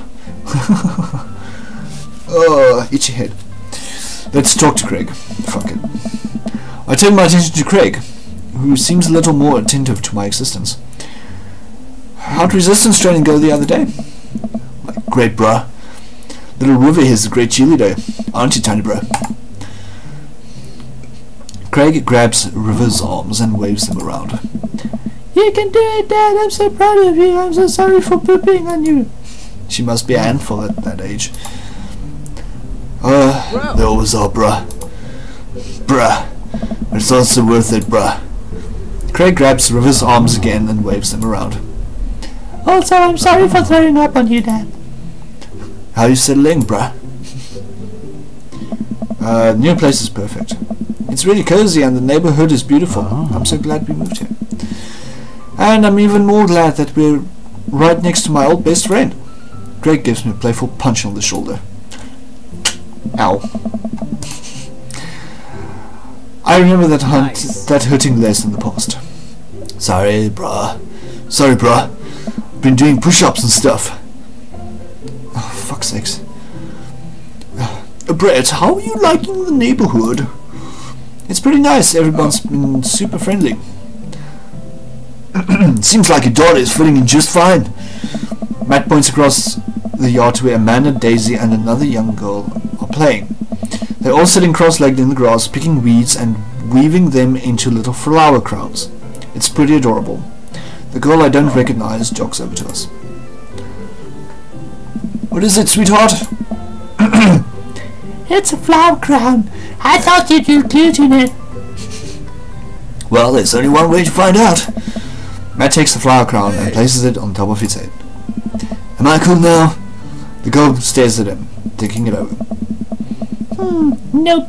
But you're slightly less uncool than you were before you put it on. Ha! Hey Brett, this is my daughter. Hello.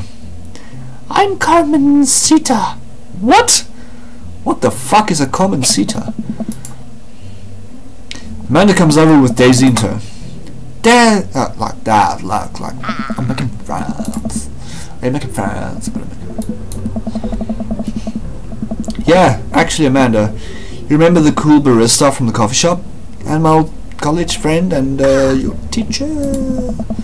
Like, how was the figure? I didn't realize we were like... Yes. Yeah. Are you still going to give me that overdue term paper? Yeah, like, great thing, yeah. Amanda finger guns her way out of the conversation like a champ. She learned the finger guns smooth from me. I'm very proud. She's definitely a charmer.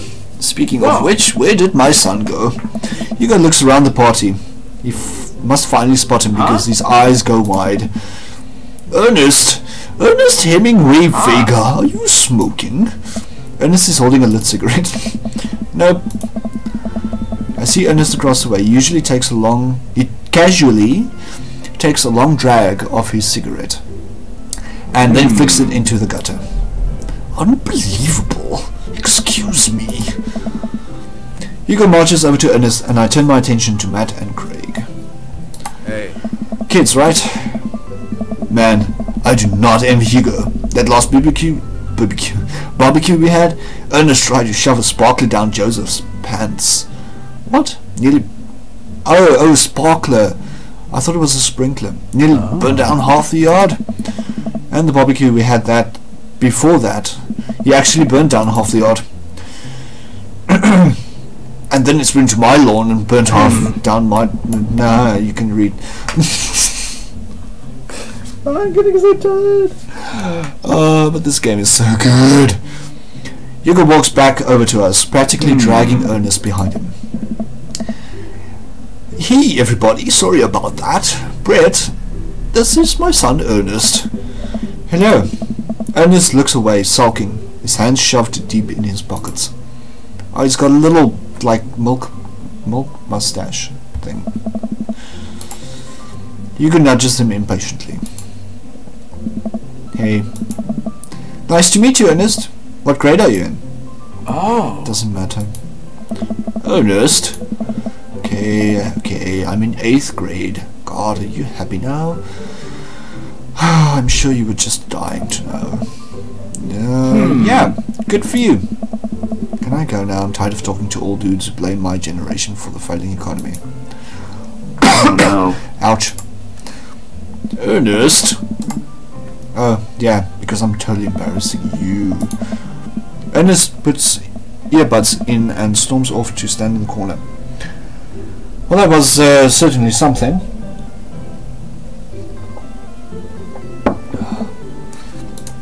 Hey, if you just joined the stream, welcome. Say hi. He seems nice. Hugo puts his head into his in his hands and sighs. I'm so sorry. He's having a really tough time. As much as I want to be the cool dad, I have to be the authoritarian dad, and he clearly resents me for that. Yeah, bruh. I think, like, as a dad and a teacher, that's about as authoritarian as you can, like, get, bruh. Yeah, honestly, like, are any of us cool dads? Like, is it even possible to be a cool dad? What? I'm cool. I'm cool. I'm cool as a cucumber. See that right there? You can't say that. Yeah, bruh. Like, my kids think I'm cool. I'm starting to get dyslexia. Yeah, but for how long, Craig? How long before we get... How long do we get to be cool dads? Bruh, like, I don't know. I think we just have to accept the fact that as dads we've become the machine we once raged against, and accept our fate of unironically wearing socks with sandals. Your kids may think you're cool now, but the moment they hit puberty, you're doomed. Amanda's 18 and she still thinks I'm cool. I yell across the yard to my daughter, Amanda! I'm cool, right? Amanda just laughs. She keeps laughing. I see your point. As much as we all want it, I don't think it's as important to be a cool... Oh, shit. Hang on. As much as we all want it, I don't think it's as important to be a cool dad as it is to be a good dad. We can't all be best friends with our kids. It just doesn't work. I mean, look at me and Ernest. Our job as parents is to make sure our kids turn out okay. Yeah, you're totally right. What was your voice? Yeah, you're right, but it'll be so nice to have it both ways. Yeah, I bet you would like it both ways. Hearing these guys talk about this makes me think of my relationship with Amanda. We get along so well, but there might come a time when it won't be like that. It's college when that happens. Don't let us eat up your time, Brett. Go meet some of the other people around the neighborhood. Oh shit. And without further ado, let's work some magic. Joseph closes his eyes, takes a deep breath and gets to work. With the greatest of ease, he sets patties on the grill, flourishing as he flips his spatula into the air. It's easily some of the best grill work I've ever seen. You guys think this is my first time in front of a grill? He's working faster now, effortlessly tossing cheese onto patties and perfectly grilling onions on the side. One after another, the dads take notice and crowd around Joseph to admire his masterful technique. Like, bruh, you probably didn't notice this, Brett. But Joseph's known around here for his grillmanship, bruh. Oh god. He's unbelievable! Bruh, I've tried to get on this level, but I just can't catch up. That's fucking lame. Yeah, let us keep studying. He has a rare quality about him. Oh, for fuck's sakes. Mustard, we keep talking about this. Can't we just appreciate the artist? Really, Robert? Even you? Fucking serious? I've never seen him make a mistake. Okay, we need to stop this. This is getting too cheesy. Like a player's a stop. All of the children at the party boo at the glorious display of puns in unison. Alright guys, the food's ready. Please form an orderly barbecue. Amanda groans. We all grab our food and hang out, enjoying perfectly cooked cheeseburgers. Man, it's so wild how all of us dads live in the same cul-de-sac. Yeah, it's like really, yeah. Yeah, kind of nice, isn't it? Feels like there's a real community here. Totally helps when you're just a single dad trying to raise a kid. Oh shit, hang on. Yeah, bruh. We're happy to have you here, bruh. I think you're gonna like this neighborhood a lot. They're like, bruh.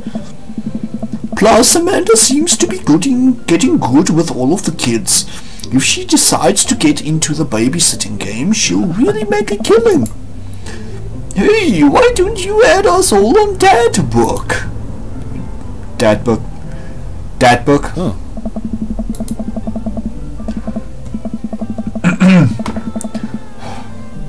Yes, it's a great social network for dads to keep in touch with each other. We're all on it, so if you ever need to reach out to anyone, that's the simplest way to do it. Sorry, I'm just an old-fashioned dad. Social media goes way over my head. Like, don't worry, Pops. I'll help you figure it out. The rest of the barbecue goes smoothly. We all trade stories and drink beer as our kids play on the lawn. Amanda breaks up a fight between Carmen Citra and those weird twins. I think they wanted her soul. Hey, achievement unlocked. Welcome to the neighborhood. And if you're watching the stream, say hi. Like, seriously, say hi. It'll be so cool to chat with you. Amanda and I walk back to our place as the sun sets over the neighborhood. Like a pretty fun party, like, don't you think?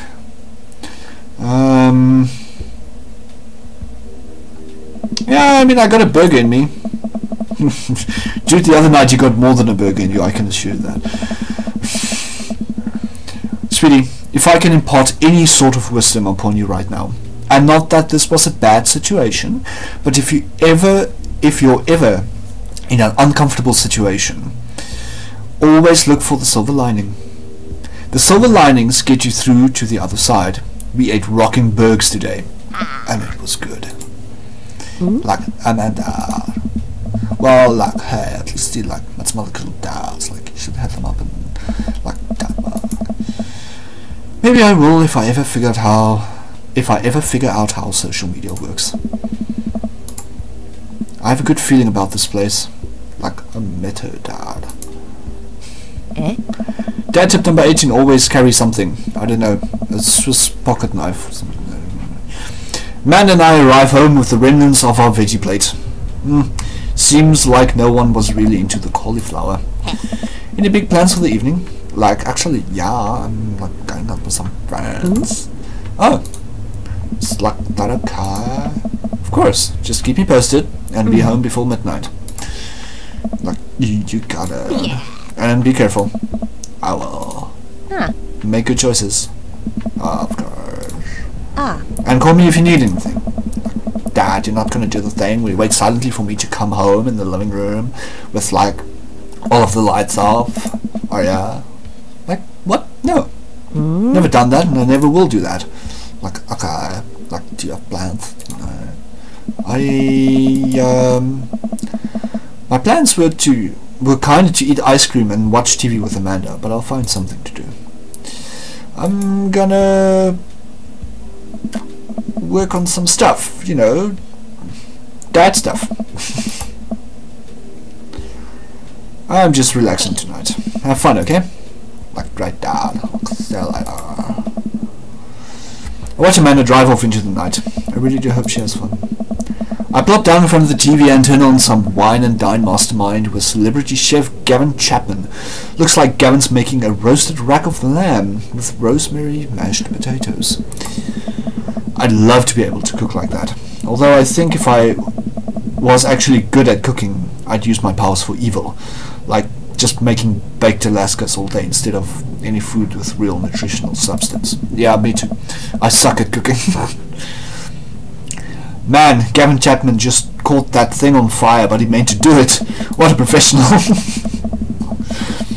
I lose track of time as I blaze through several episodes of Wine and Dine Mastermind, and also one episode of some cooking show called Meat Hell.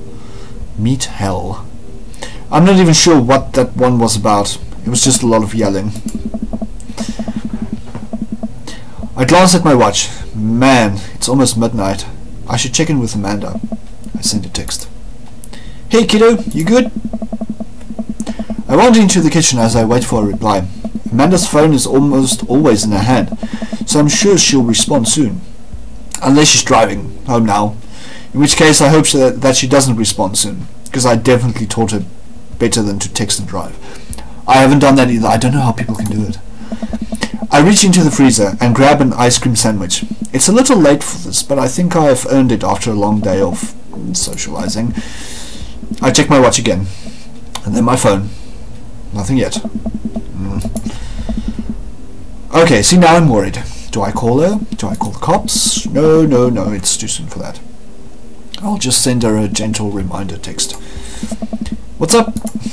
Half an hour passes. Now I'm really worried. The episodes of Gavin Chapman's Meat Hell are not only not what is that? Assuaging, I don't know what that word is, my anxiety, but possibly exacerbate with all of the yelling. So I keep pacing around the house, waiting for her to come back. Why didn't I find out where she was going? Was she with, or why don't I know what any of her friends' phone numbers are? Why don't I even know any of her friends' full names? Who is Emma P? I decide to send her another text. Amanda, please text me and let me know you're okay. I can't help but think of all the awful things that could have happened to her. Oh, thank God it's her. Amanda opens up the door and shuffles in. Finally, she's back home. I'm glad she's okay. Sup? Sweetie, thank God you're safe. Like, yeah. But now that I know she's okay, I'm really mad. Why didn't you answer my texts? Amanda pulls her phone out of her pocket. Oh, like, whoops, I guess I didn't see those. She starts to walk to her room. Amanda Ann! Wow, like we're pulling out the middle name now? Amanda, you came home an hour and a half after your curfew and you didn't respond to any of my texts. You really freaked me out. I was about to call the cops. Like, Dad, you're seriously like a very actor. You're not gonna be like this when I like go to school. I have a right to be concerned. You're my only daughter. Well, like, I can't give you a play-by-play of everything I do all the time. Like, I'm 18 and like, you shouldn't even like be giving me like a curfew in like the first place. Like. I sit down on the couch and put my head in my hands. I feel very tired all of a sudden. You really scared me. Just please don't do it again. Alright. I'm gonna do something now and I forgot to like read out. Amanda closes the door to room and I head to mine. Jeez. As I'm falling asleep, one thing she said keeps echoing in my mind. You're not gonna be like this when I go off to school, are you? I definitely didn't sleep well last night. I brew some strong coffee and make some scrambled eggs for Amanda as a peace offering. She eventually wanders into the kitchen. I thought about like what to say with that. I should have texted you and I wasn't sure. I honestly just didn't I'm like really sorry Pops and like I want that again. Well, I trust you to make good choices. I also thought about it and I'll try and give you some space from here on out. Gotta trust that you can take care of yourself. Like Team David. Amanda gives me a hug. Want some eggs? Like you're not. Sprinkle some cheese on them. Already did. Let's yeah. Amanda scarfs down the eggs in the time it takes me to wash the pan. Oh shit. Alright, like I'm off to school. I'll smell you later. Wait, one more thing before you go. What? What's that book? Dad, it's a social media platform. Wait. What? What's a social media platform? Dad, like, I have to go to school. That's the most personality I can give Amanda right now. Come on, Amanda. I'm an old man. I can't put together a dad book profile on my own. Alright, I'll like help you sound interesting. Amanda spends the next couple of minutes setting up my profile on Dad Book, which, as it turns out, is a place where dads can get together and talk about fatherhood. Alright, pops, look, gotta fill out your profile, and like, let's get some likes and dislikes. Okay. Oh, we're setting up a profile now. Okay, so as I answer my questions, answer this too, like in the chat thing. I can seriously like read the chat. Please chat. On a Friday night, you are most likely to polish and sort my coin collection, Netflix and grill, fall asleep watching the History Channel, torment my children with dad puns, sink into blissful oblivion, sleep. Netflix and grill, baby. If you had one thing to take with you onto a desert island, what would it be? My trusty grill, The Lost Shaker of Salt, Castaway on DVD for instructional purposes, a boat. I don't need anything, my survival skills have trained me for this day. My survival skills have trained me for this day. What are your turn-ons? Oh, holy shit. Strong dad arms, tennis shoes with no. A well-manicured lawn, street smarts, top-tier grillmanship, comfortable with crying. Ooh. I'll go with strong dad arms. Too real. What did you want to be when you grew up? Technical writer for manuals and what? No. Boat captain? No. Pro skater who is also an astronaut. A good father, president of space. A pro skater who is also an astronaut. What's your favorite movie genre? War Dog? No. Well, maybe anything on Laserdisc, romantic comedies. Oh God, grief, no. Whatever will make me cry. Old comedies that haven't aged well. Yes, that. What's your ideal date? Napping together. Doing 1,000? No. Eating a healthy dinner at 4 p.m. No. Trying to geocache but hopelessly getting lost? No. Arson? No. Being emotionally vulnerable?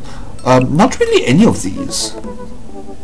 But I guess out of all of them I'll take the geocache. What do you never leave home without?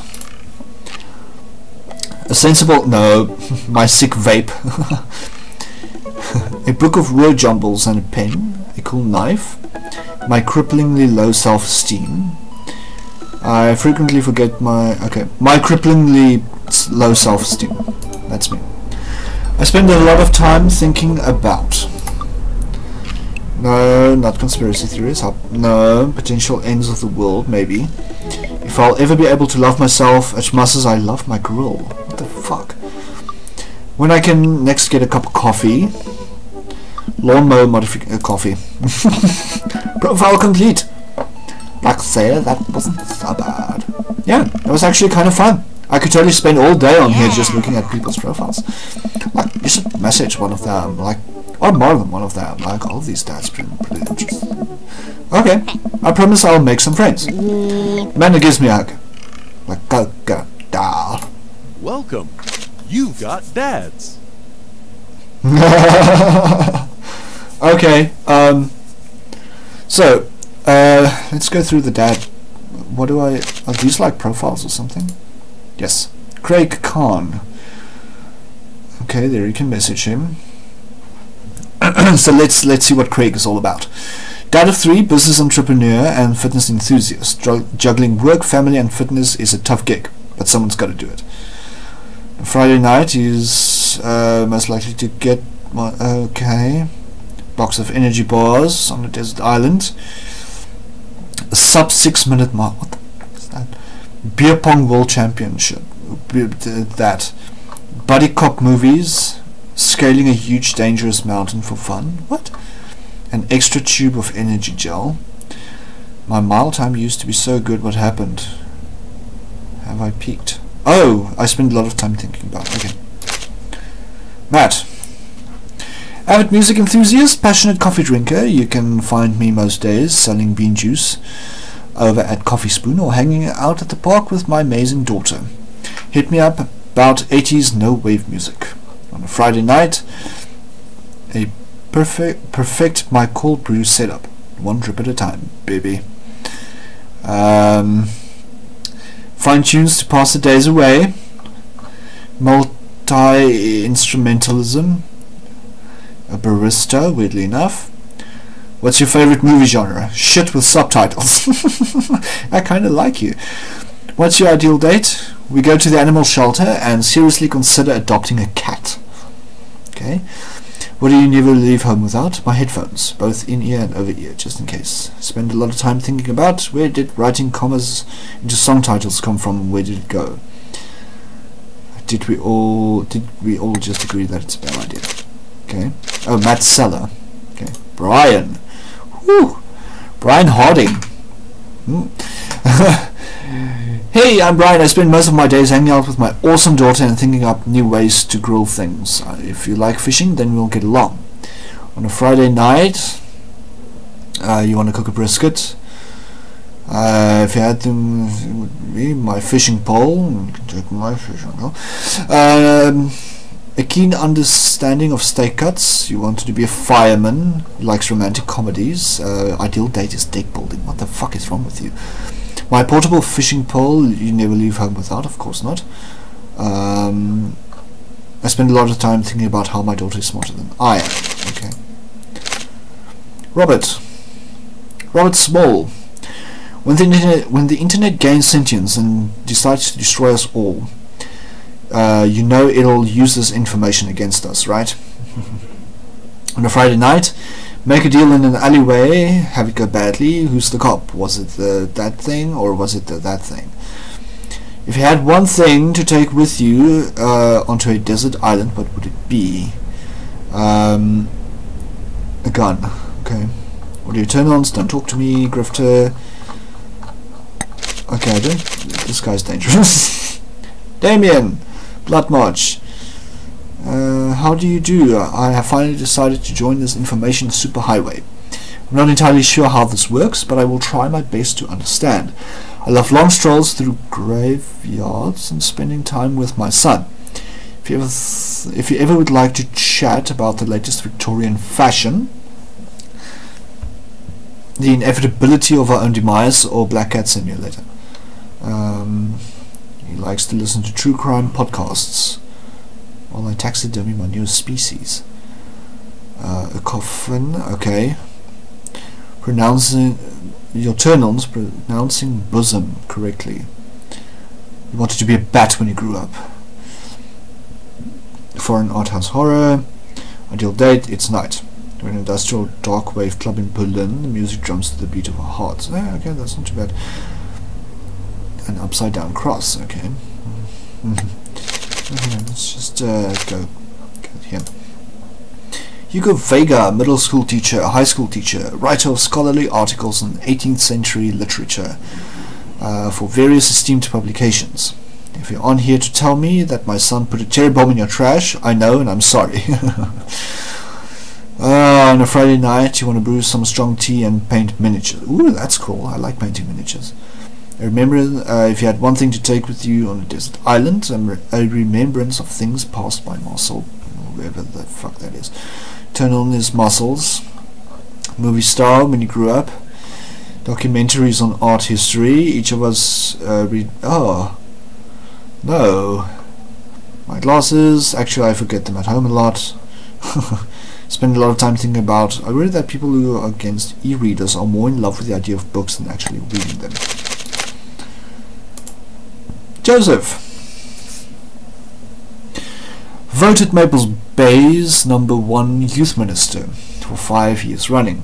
Living in my hometown with my beautiful wife and our 4 amazing kids. If I'm not in church, you can catch me out on the open water setting sail on the seas of adventure. I love playing guitar and crushing my kids at Candyland. On a Friday night, you're most likely to lead the community in a fun mixer. My 6-string turn-ons are my loving wife. What do you want to be when you grow up? A ship captain. Okay, well, your dreams came true. Feel-good movies, lovely night on the town with my wife. What do you never leave a good book? How can I be okay? Alright, so that's all of the things. I'm going to save. And with that burp, I'm going to say I've had it for now. This is a great game and I can't wait to start dating all of these amazing dads. I don't have any favorites just yet. If I go by looks alone, probably Brian and Robert. Maybe Hugo. Maybe Matt. Definitely not the other three. But anyway, next time we're going to start dating, and yeah, gonna be fun. Thank you so much for watching, and thank you for tuning in if you did. From me, Didi from Goblin and Stick. Until next time, bye.